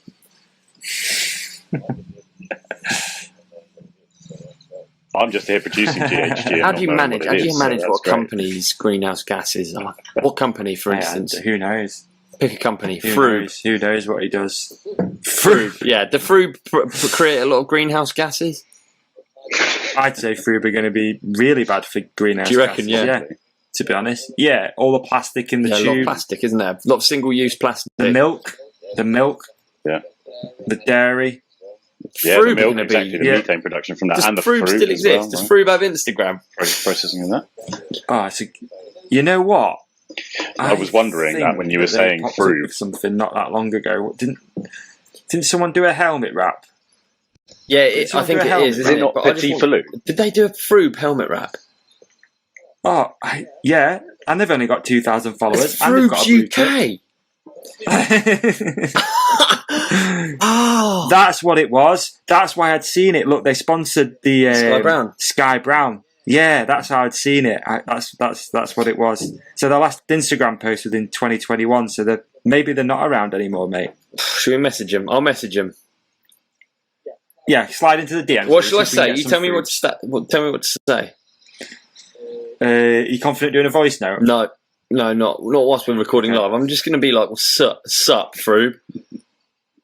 Sup, Froob. Sup, Froob. That's kind of cool, isn't it? Can I help you with your GHG? Yeah. My mate Josh. Can I help you? Can I help you advertise your things?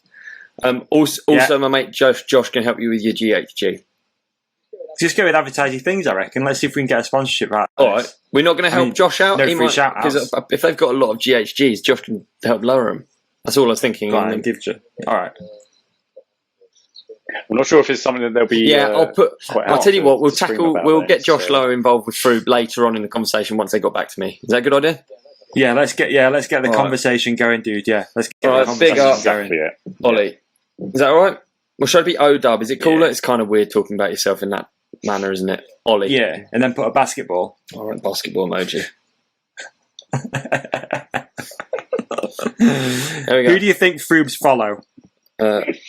Hopefully, soon to be me. You know what I mean? Hopefully, Ollie. They only follow Olympic athletes and the Olympics, and then a photographer. There you go. So there you go.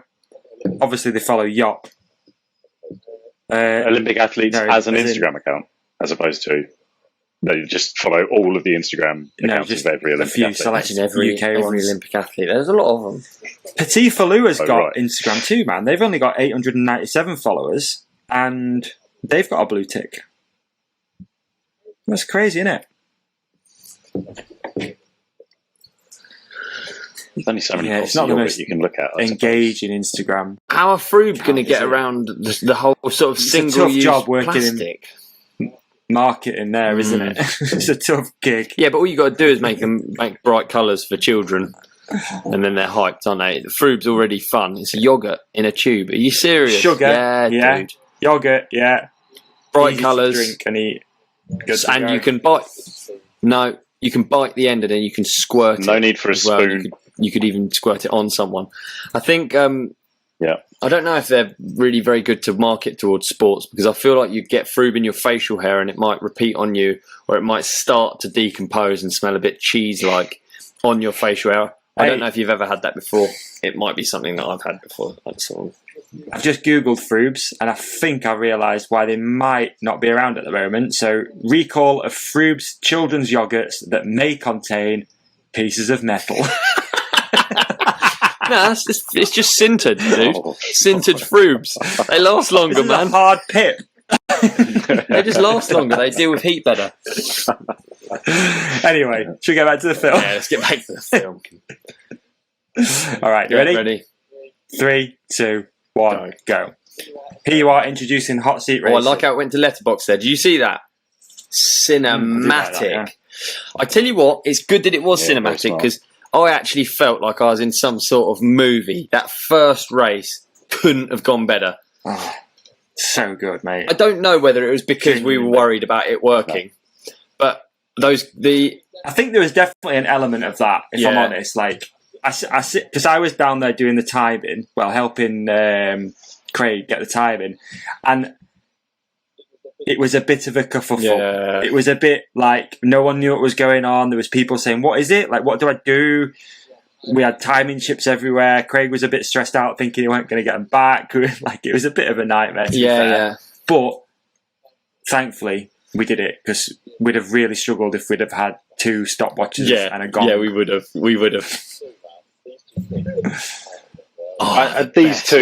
These two kids, they just ignited it, right? Josh and Will. Like, the battle was into. Look how Will's got such a serious little face on him, and he's wearing. It was so good, wasn't it? And there were so many others that were like close to the times that I think we had the most hot seat changes in that first race. Close. It most in history. To me, it proved it was like proof of what's the term? Proof of concept. Concept. Yeah, definitely. Have you had much conversation with people after this? Like, people obviously were stoked on it, but do you think there's more to this? I'll tell you what, I'll make you laugh. Let's pause. Give me a pause. Let's pause. I'm paused at 9:48. Okay, so I actually went. Pause there. So I actually I was like invited to this thing. Me and Beney were with Tissot, the watch company. They do the timing.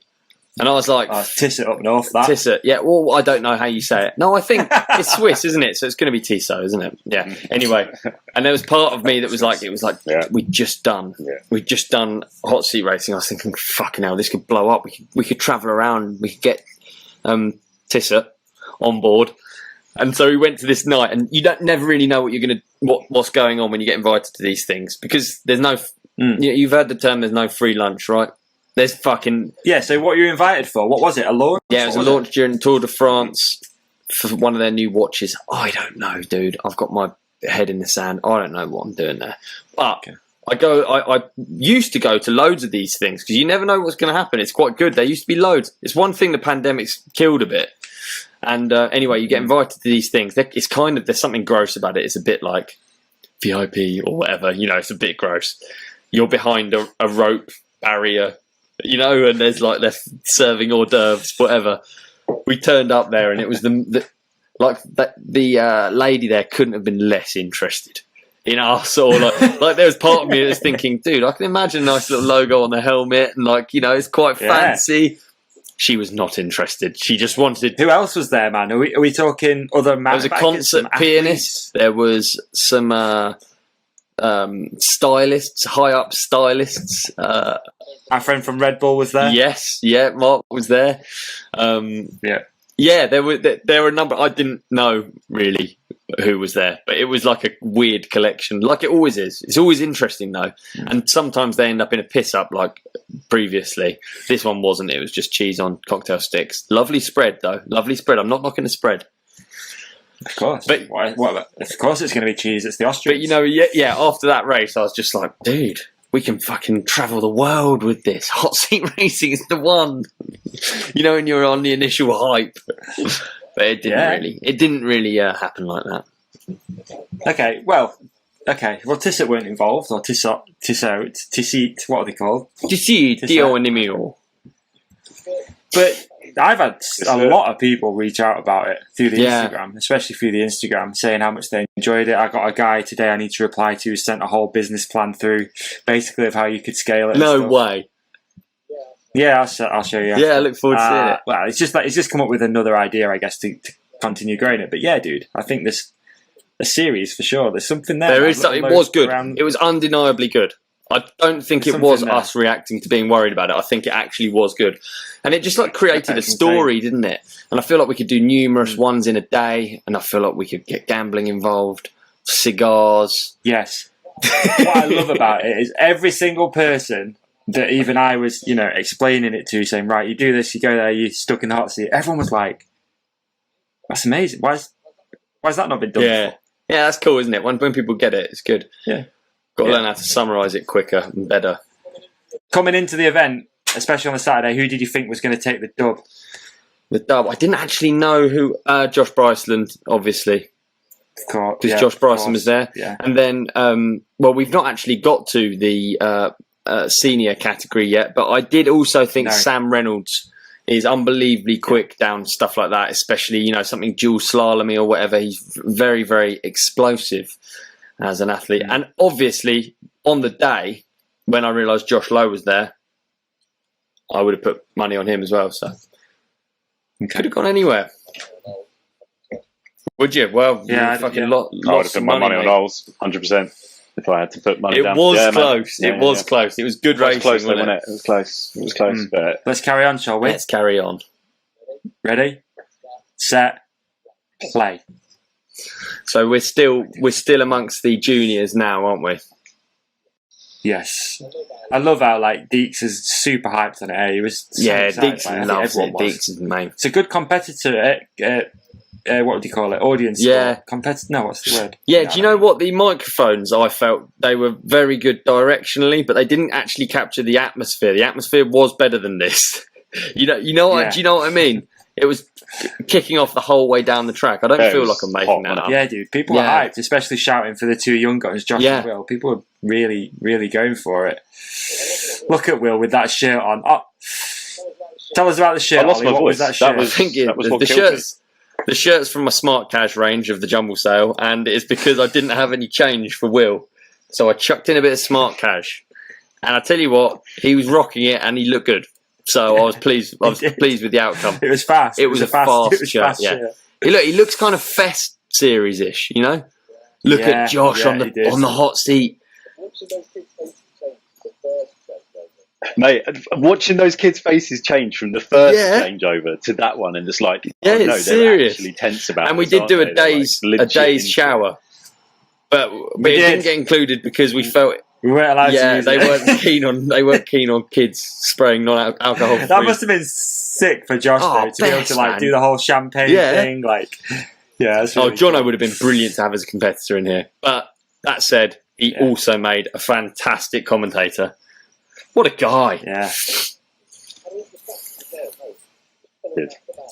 Yeah, killed it. Had all the facts as well, mate. Just pulling out the bag. There's no wonder he got 7. Sam, he's a real fan of the sport. It facts about everybody. And what was cool as well is Johnny launched his YouTube channel off the back of Freedom Ride. That video's done really well. Really annoying watching his channel, to be honest. I know it's Jono Jones, dude. He's not. Fucking hell. He's not playing around, man. He's playing for keeps in the YouTube game. I reckon too right. I mean, it's a brilliant thing to have though during an injury, isn't it? Just to have. I've got an ad. Yeah, an outlet. You need a creative outlet for sure. Absolutely, yeah. You got an ad? Yeah, I had an ad. No, not got any ad. No ad. What time are you on, Davey?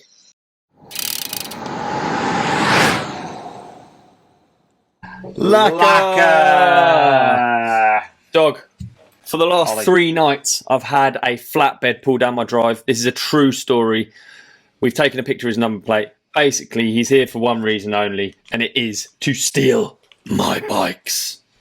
No way, dude. That's insane. Bike theft is crazy again at the moment. I feel like we go through these ebbs and flows, but at the moment, it's definitely on an upwards trajectory. And what I think is super important, and I'm bad for this because I'm a northern guy, I always think, I'll sort it out after. But with stuff like this, there is no after. No. Once something has been stolen, especially your pride and joy, there is no going back. So, how about we step in for the companionship and we make it as easy as possible to get your pride and joys insured? Absolutely. Ollie. Traditional insurance, a world of misfortune, where you get charged up front in case something bad happens. Lacquer is totally different. We, because we're involved in Lacquer, are a collective of optimists that gets stronger as it grows. We won't charge you a fixed sum. Instead, we calculate your monthly contributions retrospectively up to a max capped amount. So you get what that means, right? It's all clubbed together. We split it based on the collective's claims. At the end of each month, the costs are split, with 80% of your money going straight back into the collective, fixing, replacing, helping, whatever. The other 20% keeps our wheels spinning. If there are no claims, you wouldn't pay a penny. Fairer, right? Mate, almost sounds too fair to be true. With £0 excess, no depreciation, no contract, no funky fine print, and claims that are usually agreed within a day. Handled by a team of bike nerds who know what they're going through. It's no wonder Lacquer has been voted best cycle insurance provider for the last 4 years running. I'm going to emphasise that again, Ollie, because it's quite important. Best cycle insurance provider for the last 4 years running. See, not all bicycle insurance is created equally, and your bike deserves the best. So we have got an offer for our companionship. That offer is 30 days free insurance. That's good. And for clarity, dude, no strings attached, and that's how we like it, right? No strings attached. Lacquer are over annual contracts, tying people down, and we're sure everyone else is too. So if they want to leave anytime, you can leave, right? Anytime? So all you got to do, anytime, dude. If you want to leave after that 30 days, get out of Where there. do I go? What do I do, dude? Sign me up, because this bloke's coming for me. Let's sign you up, dude. I've got the pen, I've got the paper. We're going to sign you up right now. You're going to head to lacquer.co/offer terms if you want to find out more information about, what they're doing. Basically, you've got about offer ends on the 30th of September. Offer ends on the 30th of September. Okay. That's hard to say with a lisp. All right, but we're going to put a link in the show description. You're going to click that link. It's going to take you to an information page. You're going to fill out all your details, and you're going to get yourself 30 days free bike insurance. You can't say fairer. How do I do that, though? Do I have to enter a code? What do I do? Sorry, yes, of course. So the code is Ride Companion 30. What is it? Is that Ride Companion 30 you just said? I think I said Ride Companion 30 is going to get you 30 days, free insurance, for your pride and joy. Don't be a victim of Flatbed Frank. Yeah, absolutely. On a serious note, there's never a better time to do it than now. And I am exactly the same as you. I put it off. I'm not going to. I am going to get it done. So thanks, Lacquer, for making it happen. And hopefully our listeners thank you too. Thanks, Lacquer.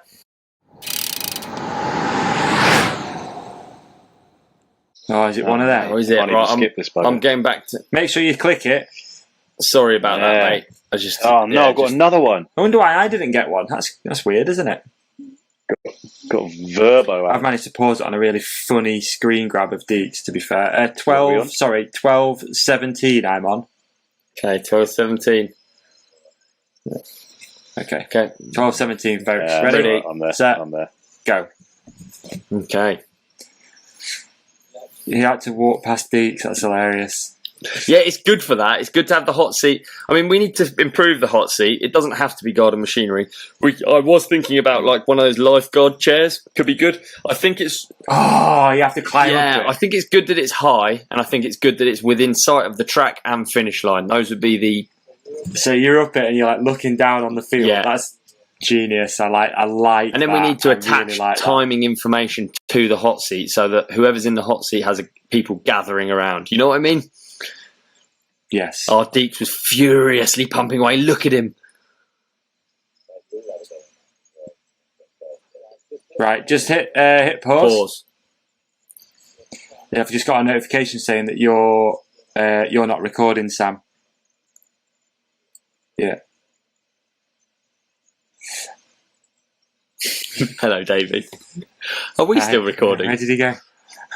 I think so, yeah. It looks like it, so I don't know how that's going to play out. Just me and you, mate. It's fucking just dependable, isn't it? You know what I mean? It's just another Monday. Just another Monday.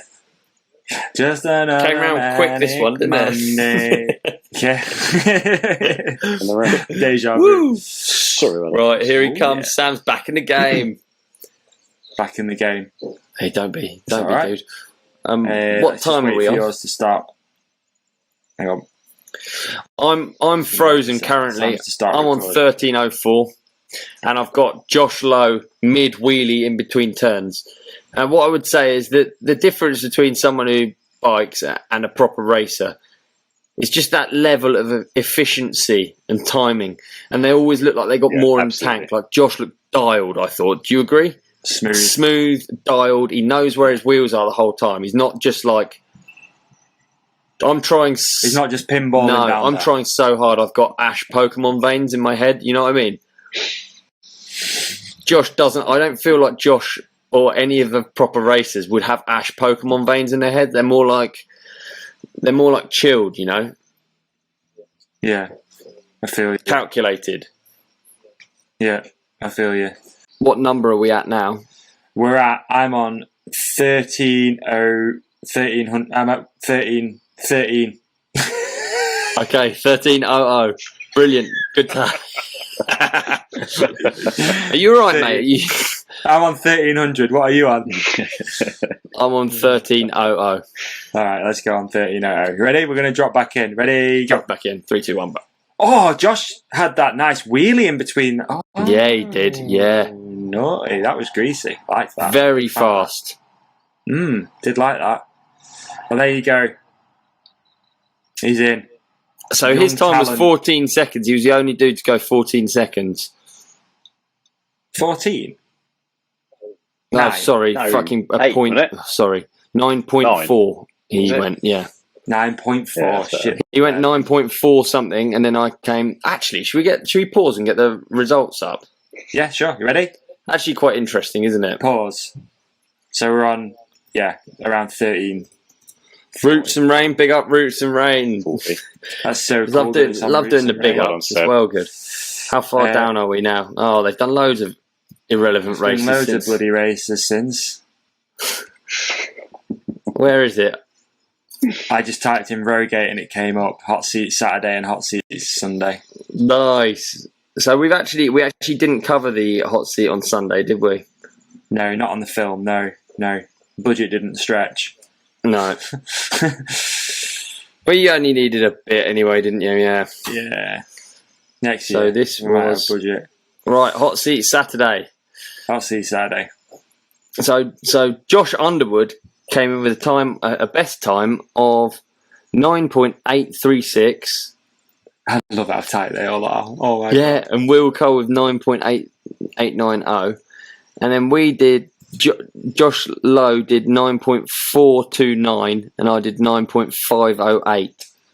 So that is ridiculously so close. In the senior, he would have paced 9.8. He'd have been 6th. Yeah. Wait. Right? 7th. Yeah. No, he would have beat Deeks, wouldn't he? He would have beat Deeks. Oh, yeah, so he would have been 5th. He'd have been 5th. Yeah, after Sam. How cool is that? Wow. Amazing. That's impressive. Well good. It's really impressive, isn't it? Yeah, really cool. Well, Will would have been top 10 as well, right? Yeah. 7th. So those two kids who are combined age of less than Deeks. That's terrifying, isn't it? So absolutely bombing. Yeah, okay, and then the day after, George got 9.9. Think to the conditions the second day? Similar track conditions or different track conditions? Well, I think it was different. I think it was different. Not track conditions wise, you're right, Sam. But the way we had real timing difficulties, didn't we? So we had that big wait and everyone was practicing. And I think you can't have practice. That's one of the things that was one of my takeaways. Because once you had practice, it changed it all, and it meant that we didn't have the hot seat changes. You have to have no practice. Yeah. The speed has to build. But that was just for the old folk, though. The kids didn't have that. Because it was the changeover between the juniors and the seniors that screwed the system over for some reason. The whole thing. No, it was before kids as well, though. So, yeah, we had practice before kids, and we've got to have course closed. In my opinion, I think it's better if you just come in. I think so. Agree. Yeah, it's got to be a blind first run. Yeah, because we're basically after as many hot seat changes as possible, aren't we? Really, like musical chairs. Yeah, which is what we got. So on Sunday we had George. Yep, George Cotswold Smith. 9.9. Yep. With a 9.9. And then Deeks. Well, hang on though. In that case, I'm going to question this, because if people performed better on the Sunday because of practice, why were the times slower? It's true. Yeah. It is true. But I just think it wasn't partly it wasn't as hotly contested, because the thing is with hot seat racing is that unless you have the changes, you can get stuck. You know, unless times go quicker, the fastest rider doesn't get a chance to improve on his time. You see what I mean? So the more changes you get, the lower the time should be in theory. And we could test that. And then Deeks won with a 9.551. Yeah. Mate, fantastic. It was absolutely fantastic. It was fantastic. I didn't personally. I don't know if it was different. I think Sunday I was just not Davey, tired. where were you on Sunday? Yeah, I think so. Low, way far down. I'd gone no knee pads. I was just chilling. Like, I just went down. I was like, I'll put a few runs in, and then that young lad got hurt, so I was off dealing. Yeah, of course. Yeah, unfortunately, with the young lad that got hurt. So yeah, I don't know. 11.1 on Sunday, and on the Saturday you came in with a 10.7. You'd had that crash as well, hadn't you? Though a lot quicker. Yeah, it was top 10 on the Saturday, but you just crashed over it, aren't you? So you just like still really, you know, it's a no knee pad day from then on for me. I'm done. Is that half a second quicker? I don't know. Did you go half a second quicker? I don't know. I mean, that's so much over 10 seconds. It's fucking cool, isn't it? I loved it. I love it. Do you think that? Where do you think the ideal hot seat racing track length is at the moment, where as we stand? Without testing it along the course. I think. Well, Sam, what do you think? Oh, mate. I mean, well, we kind of talked about whether we could change it up, didn't we? For the Sunday, it was like, what can we do? Is there anything else better?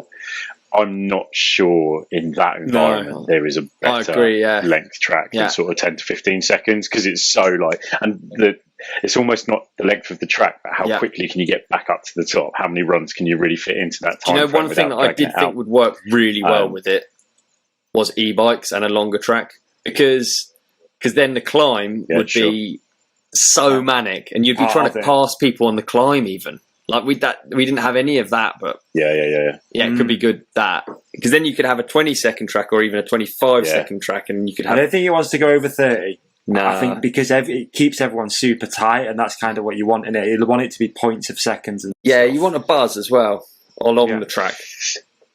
But then I'm just going to have a quick scout through some of our past races, because they get mad close as well over a full-length track. You know, just as look at the World Cups as well. You know, sometimes if hot seat racing look at Sunday or Saturday was an actual World Cup event, and you had the top 30 in the world, then I think it could be super interesting. True.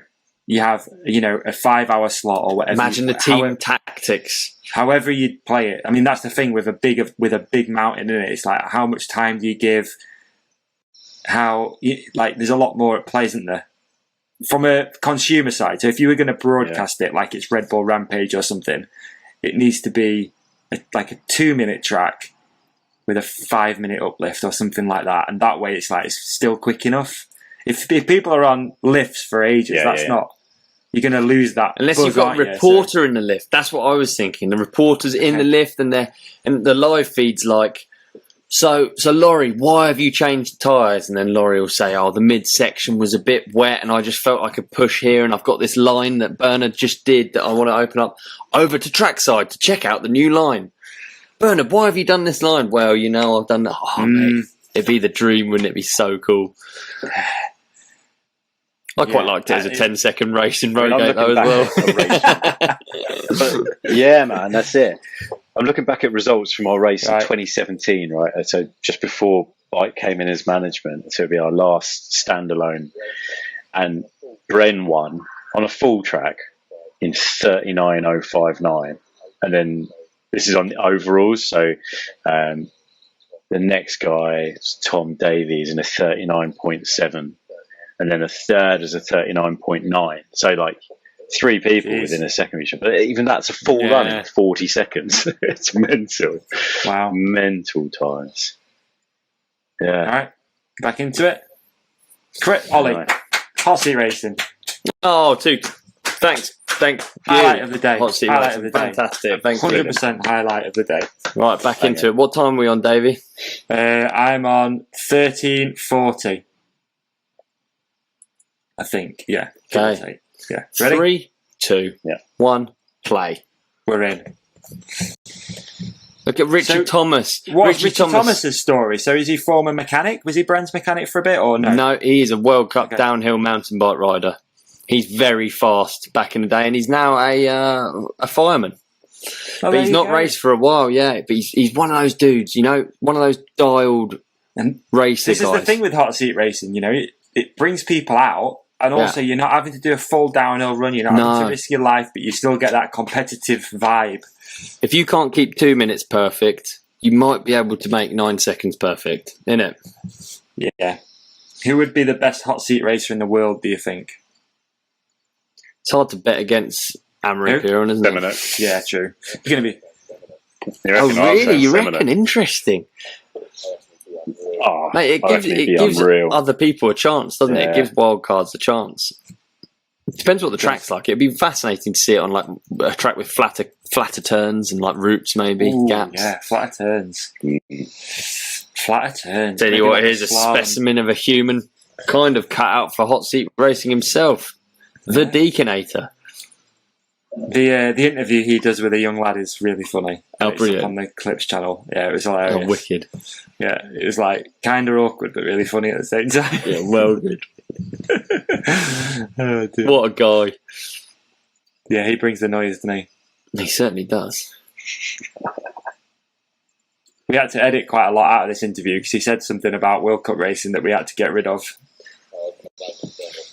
Oh, I can imagine going off with the last statement. He said something that we had to edit out. Here he is. Tim from Wales, fan of the podcast, friend of the podcast.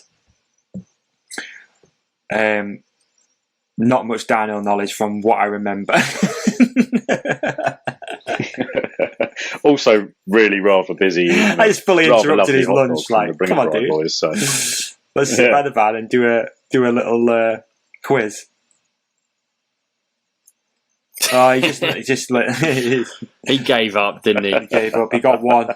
I mean, same as too me. Good. So. I love Tim. Big fan of Tim from Wales. The Whip Off. Whip Off was good. I always worry about Whip Off, but I think we've got jumps of a good size that you've built there, Sam, for the Whip Off at Freedom Ride. It's right, eh? It works. It works. Oh, I'm going to have ads again in a second, boys. I have to get that YouTube Premium account, mate. I'm in the ads. I don't have YouTube Premium. Oh, I don't know. You get away with no ads. I don't know. I've got an ad again. Ollie, you're leaving money on the table here, dude, in the north. They just don't target you. They don't bother. They just don't. You don't get ads in the north. And this is why. I don't fucking want it. I'll pause it now where I am. All right. I don't fucking want it. Turn what it holiday? off. Don't need a holiday. Every day's an holiday. Oh, brilliant. Hey, it was good having Rory commentate on this as well, wasn't it? Rory, we actually need to include something of Rory because he used to host the Mountain Bike Britain show, which was on Channel 4, which was a really big deal. It was on not primetime TV, but it was on terrestrial TV, you know. And Rory was the key presenter. He was like the Warner. That's crazy. Do you think you can find some of those episodes? Do you think it's still about 100%. on the tube or something? I'll have a look now, yeah. Okay. Have you both still paused though, right? I'm not paused, no. Oh, okay. I'm paused. I thought you were... Sorry, I'm at 16:49. Okay, you're ahead of me anyway. That's the ad, isn't it? Got in the way. I love that 661 have come on board and they've taken this Whip Off from Freedom Ride. The 661 Mr. Whippy has become a thing. They've done it in a few different locations as well. So good, yeah. Yeah. Are you paused now, by the way? Yeah. What number are you paused at? 1650. 1650 coming in hot. Coming in hot. Nice. So yeah, some of the you'd think that there was a Lamborghini up for grabs in the Whip Off because some of the youth they left it out there. They did, didn't they? They're really going for it. Keeps. They really do. They don't mess around, do they? The side of it that I get to see as well was really cool because I went up to the top and was sort of letting people drop in. Yeah. And it's just so sick being up there and everyone's hyping each other up and chatting and wicked. Yeah, it summarises Freedom Ride up perfectly for me. Everyone's just hyped, just looking forward to it. No one's taking it seriously. Yeah, you know, you've got the girls who are just like having fun with it as well. Just like I can't even whip, but I'm going to just drop in anyway and do something. Yeah. They're all egging on the younger kids. It's so sick up there. It's really it's good, isn't it? Yeah, it's a shame you can't see the jump, but and the older guys as well. Maybe next year, Sam. Can we do a bit of fell in there so you can like look over to the jump? Well, I missed it last year. I missed the backflip last year because I was doing what you were doing. Backflip, so I missed it. Yeah. Hodges, mate. What's his name? Zach Rainbow. Yeah. Rainbow. Zach Rainbow, right? Is that his name? And Zesty tried DJ Zesty tried a tail whip this year, but unfortunately didn't make it. He did. He did not make. He did, and not that's why it's a whip off. Success. There you go. Are you guys? Are you still watching? Is yours running? Yeah, and we're now currently back at the van. No, I left it at 16:15, but we can skip forward a little bit if you want. No, I've done loads of watching. Wait. Okay. I'm at 16:50, mate. 16:50. Right, I'm at 18 something. Yeah. Okay. Oh right. Have you pressed play at that? Right, I'm going to press play at 16:50. Right, done. Now. I have. Okay, we're in. Nice. Yeah, no, I assumed I was watching it and it was your soundtrack talking about how there was a Lamborghini up for the grabs, and I was watching it and I was thinking, wow, this really works, and I didn't even question the fact that you hadn't actually said press play. I like that whip. It's on a rental. Nothing whips like a rental bike, eh? Nothing Focus whips demo. like a Focus rental, mate. Leave her out there. Is that Dan Leave Capes? her Yeah, out there. Yeah, man. Josh Lowe, that's a big whip for a not very big jump. It is. That is a nice whip for a not very big jump. That's a really fucking nice whip. And the fact that he brought it back and just continued riding makes it all the better. Little Will took the win, did he? In the Will juniors? took the win, yeah. Little Will took the win.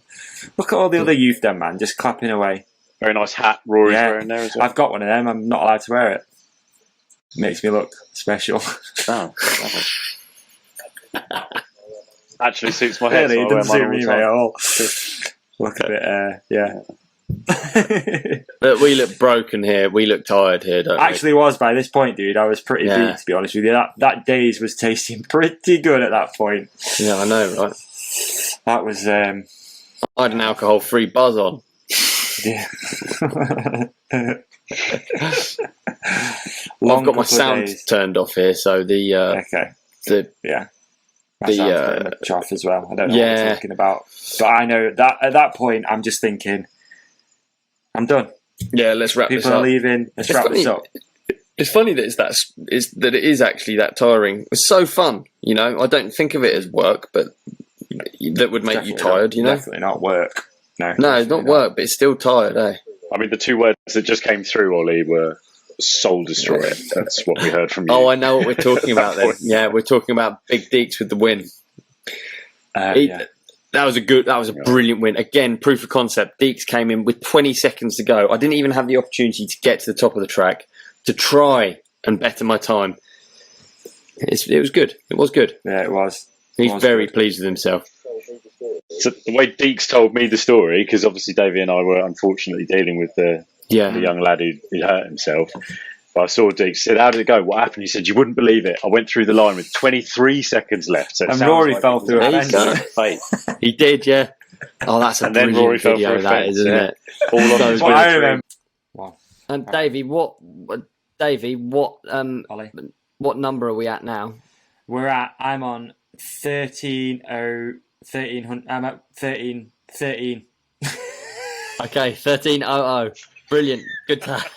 Are you alright, mate? I'm on 1300. What are you on? I'm on 13:00. Alright, let's go on 1300. Ready? We're going to drop back in. Ready? Go. Drop back in. 3, 2, 1. Back. Oh, Josh had that nice wheelie in between. Oh, yeah, he did. Yeah. Naughty. That was greasy. I like that. Very fast. Did like that. Well, there you go. He's in. So his time was 14 seconds. He was the only dude to go 14 seconds. 14? No, 9. sorry. No, fucking a 8, point. Sorry. 9.4 he Was it? went, yeah. 9.4. Yeah, shit. He went 9.4 something, and then I came... Actually, should we pause and get the results up? Yeah, sure. You ready? Actually quite interesting, isn't it? Pause. So we're on, around 13. Roots and Rain, big up Roots and Rain. 40. That's so cool. Love doing the big ups as well, good. How far Yeah. down are we now? Oh, they've done loads of irrelevant races Loads since. of bloody races since. Where is it? I just typed in Rogate and it came up. Hot Seats Saturday and Hot Seats Sunday. Nice. So we actually didn't cover the hot seat on Sunday, did we? No, not on the film. No. Budget didn't stretch. No. Well, you only needed a bit anyway, didn't you? Yeah. Yeah. Next So year. this we might have was- budget. Right, hot seat Saturday. Hot Seats Saturday. So Josh Underwood came in with a best time of 9.836. I love how tight they all are. Oh my Yeah, god. and Will Cole with 9.8890. And then we did, Josh Lowe did 9.429 and I did 9.508. So that is ridiculously... So would close. place in the senior, he would have placed 9.8. He'd have been 6th, Yeah. Wait, right? 7th. no, Yeah. he would have beat Deeks, wouldn't he? He would have been. He would have beat Deeks. Oh, Yeah, shit. so he would have been 5th. He'd have been Yeah. 5th. Yeah, after Yeah, Sam. how cool is that? Wow. Amazing. That's impressive. Well good. It's really That's impressive, isn't it? Impressive. Yeah, really Yeah. cool. Well, Will would have been top 10 as well, right? Yeah. 7th. So those two kids who are combined age of less man, than that's Deeks. terrifying, isn't it? That's so Absolutely bombing. Yeah, okay, and then the day after, George George got What 9.9. did you guys think to the conditions the second day? Similar track conditions or different track conditions? Well, I think it was different. I think it was different. Same, Not track conditions wise, you're right, Sam. But the way we had real timing difficulties, didn't we? So we had that big wait, and everyone was practicing. And I think you can't have practice. That's one of the things that was one of my takeaways. Because once you had practice, it changed it all, and it meant that we didn't have the hot seat changes. You have to have no practice. Yeah. The speed has to build. But that was just for the old folk, though. The kids didn't have that. Because it was the changeover between the juniors and the seniors that screwed the system over for some reason. The whole thing. No, it was before kids as well, though. So, yeah, we had practice before kids, and we've got to have course closed. In my opinion, I think it's better if you just come in. I think so. Agree. Yeah, it's got to be a blind first run. Yeah, because we're basically after as many hot seat changes as possible, aren't we? Really, like musical chairs. Yeah, which is what we got. So on Sunday we had George. Yep, George Cotswold Smith. 9.9, yep. With a 9.9. And then Deeks. Well, hang on, though. In that case, I'm going to question this because if people performed better on the Sunday because of practice, why were the times slower? It's true. Yeah. It is true. But I just think it wasn't as... Partly it wasn't as hotly contested because the thing is with hot seat racing is that unless you have the changes, you can get stuck. You know, unless times go quicker, the fastest rider doesn't get a chance to improve on his time. You see what I mean? So the more changes you get, the lower the time should be in theory. And we could test that. And then Deeks won with a 9.551. Yeah. Mate, fantastic. It was absolutely fantastic. It was fantastic. I didn't personally. I don't know if it was different. I think Sunday I was just... Not Davey, where were you out on Sunday? Yeah, I think so. Way far down. I'd gone no knee pads. I was just chilling. Like I just went down. I was like, I'll put a few runs in, and then that young lad got hurt, so I was off dealing. Yeah, of course. Yeah. Unfortunately, with the young lad that got hurt. So yeah, I don't know. 11.1 on Sunday, and on the Saturday you came in with a 10.7. You had that crash as well, hadn't you? Though. A lot quicker. Yeah, it was top 10 on the Saturday, but you crashed just over it, aren't you? So you're just like still reading. Yeah. You know, it's a no knee pad day from then on for me. I'm done. Is that half a second quicker? I don't know. Did you go half a second quicker? I don't know. I mean, that's so much over 10 seconds. It's fucking cool, isn't it? I loved it. I love it. Do you think that? Where do you think the ideal hot seat racing track length is at the moment, where as we stand? Without testing it on a longer course. I think... Well, Sam, what do you think? Oh, mate. I mean... Well, we kind of talked about whether we could change it up, didn't we? For the Sunday. It was like, what can we do? Is there anything else better?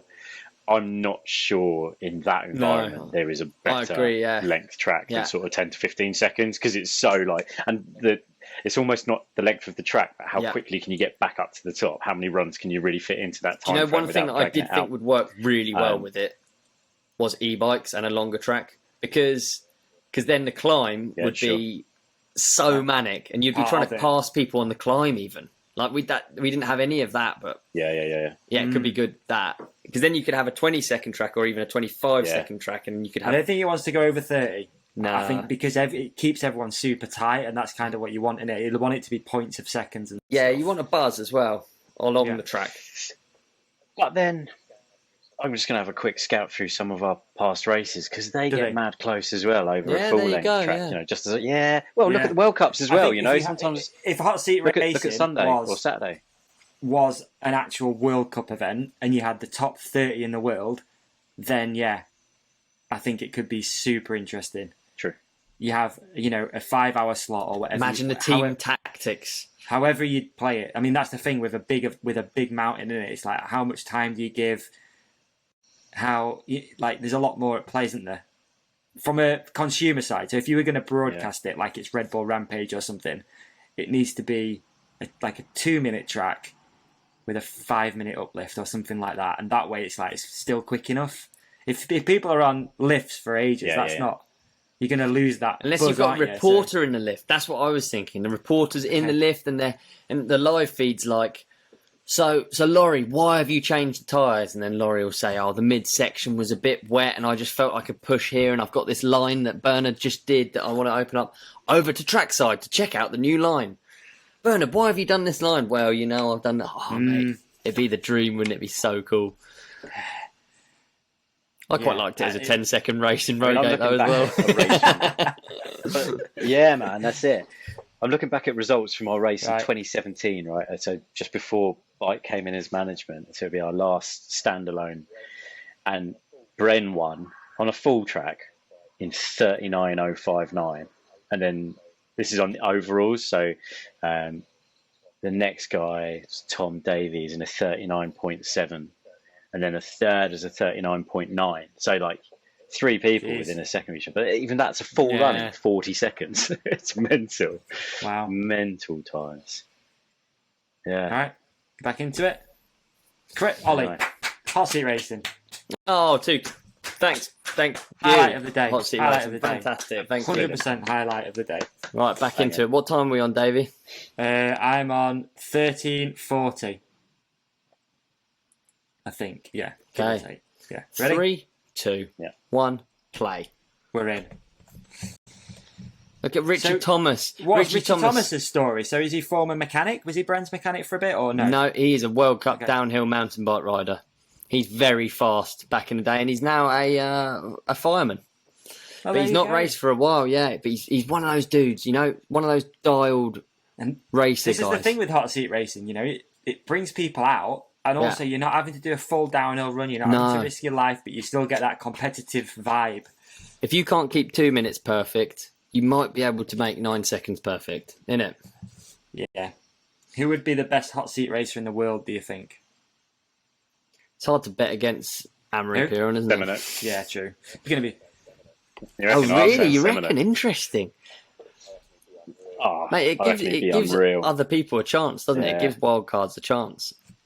It depends what the track's like. It'd be fascinating to see it on like a track with flatter turns and like roots, maybe gaps. Yeah, flatter turns. Flatter turns. Tell you what, here's a specimen of a human, kind of cut out for hot seat racing himself, the Deaconator. The interview he does with a young lad is really funny. Oh, it's brilliant! On the Clips channel, it was hilarious. Oh, wicked! Yeah, it was like kind of awkward but really funny at the same time. Yeah, well good. Oh, what a guy!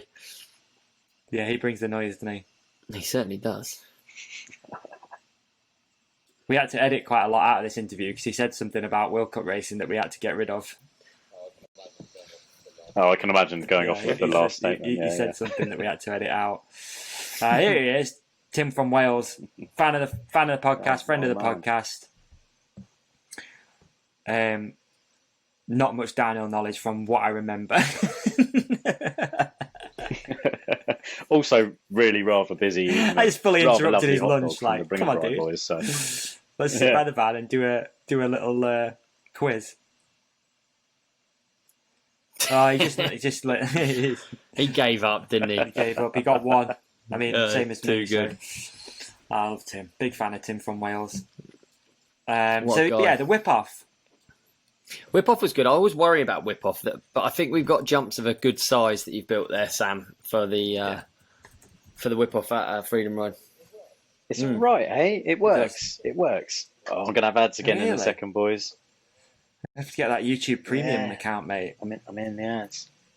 I don't have YouTube Premium. Me neither.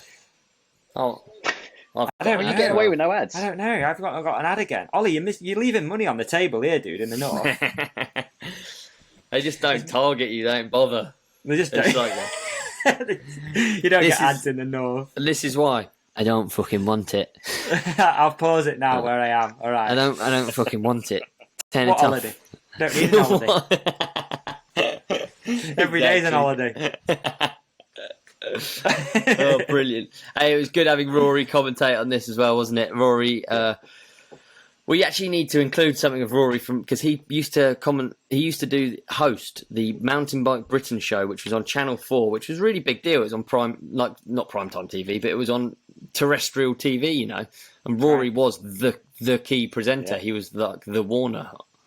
That's crazy. Do you think you can find some of those episodes? Do you think it's still about 100%. on the tube or something? I'll have a look now. Yeah. Okay. Have you both still paused though, right? I'm not paused. No. Oh, okay. I'm paused. I thought you were.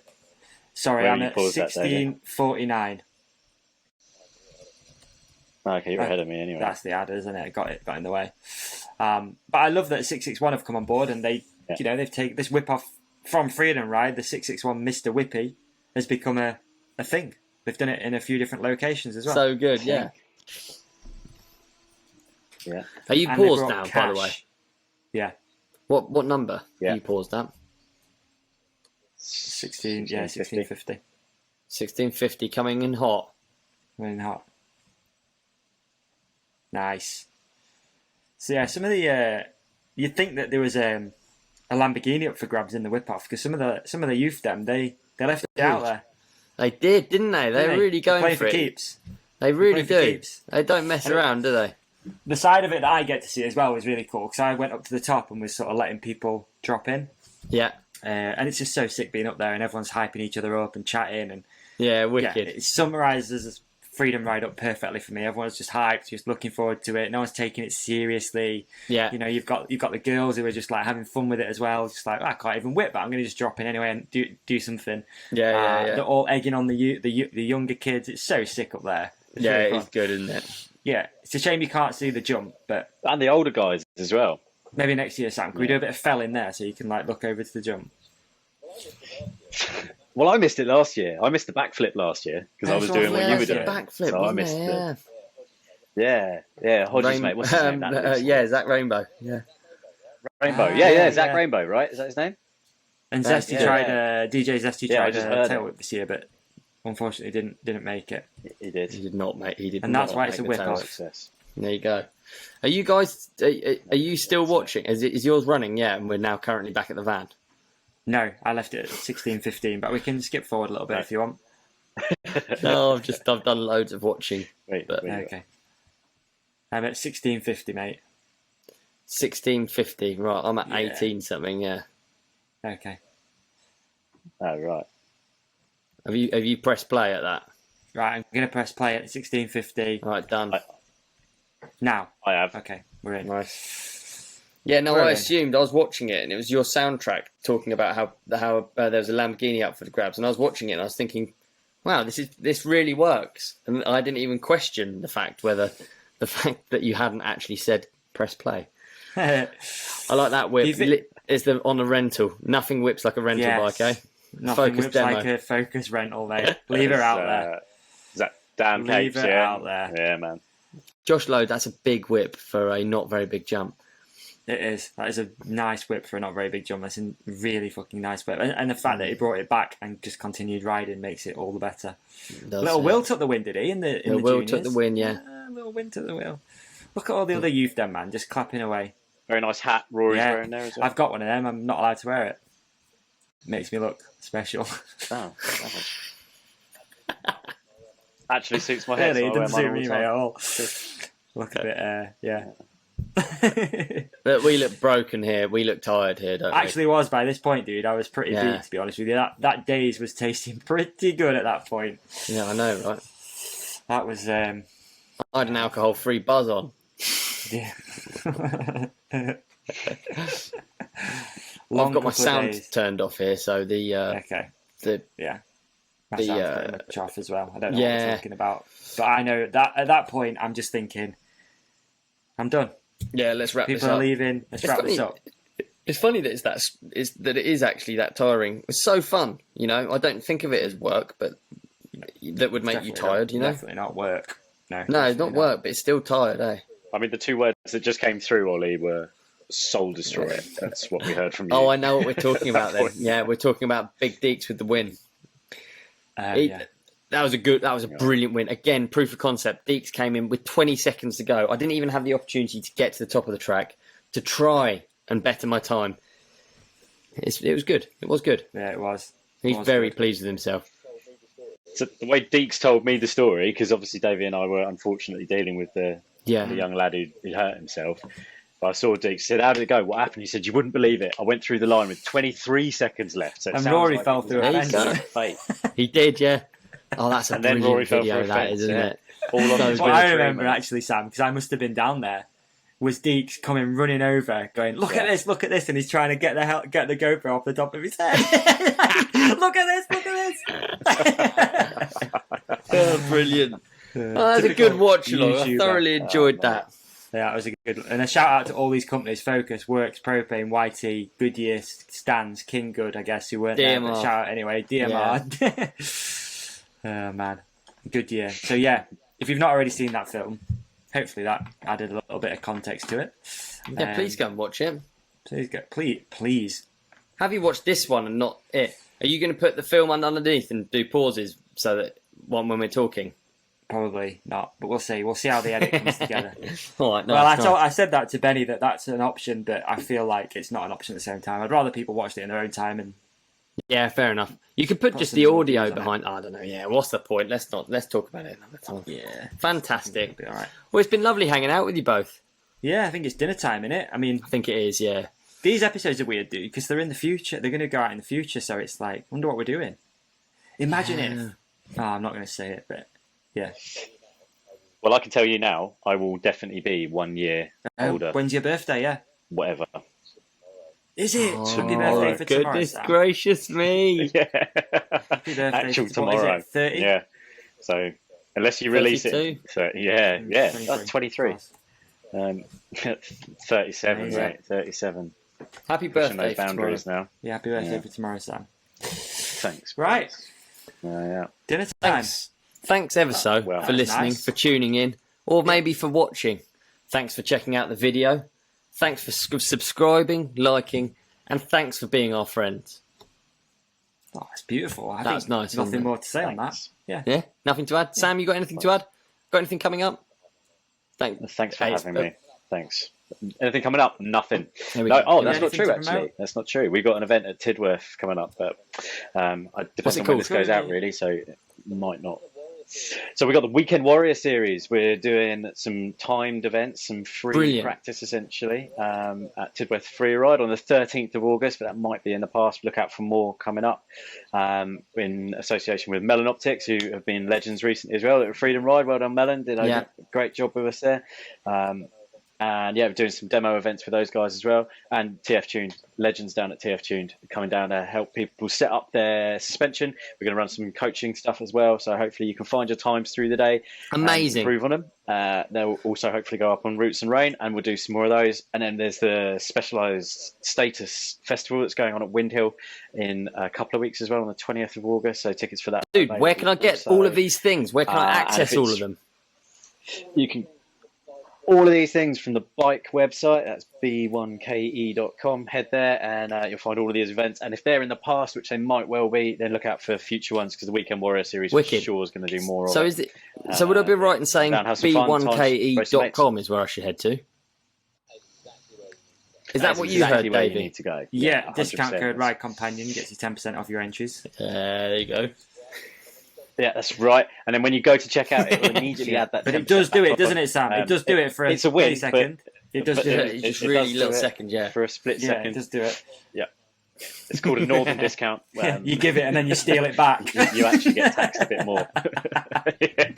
That's right. But yeah, that's it. Really, that's it. Not much more, and then we'll start planning for number 4. Yeah. Next. Are we going to do it? We're going to do a Freedom 5-4. Are we?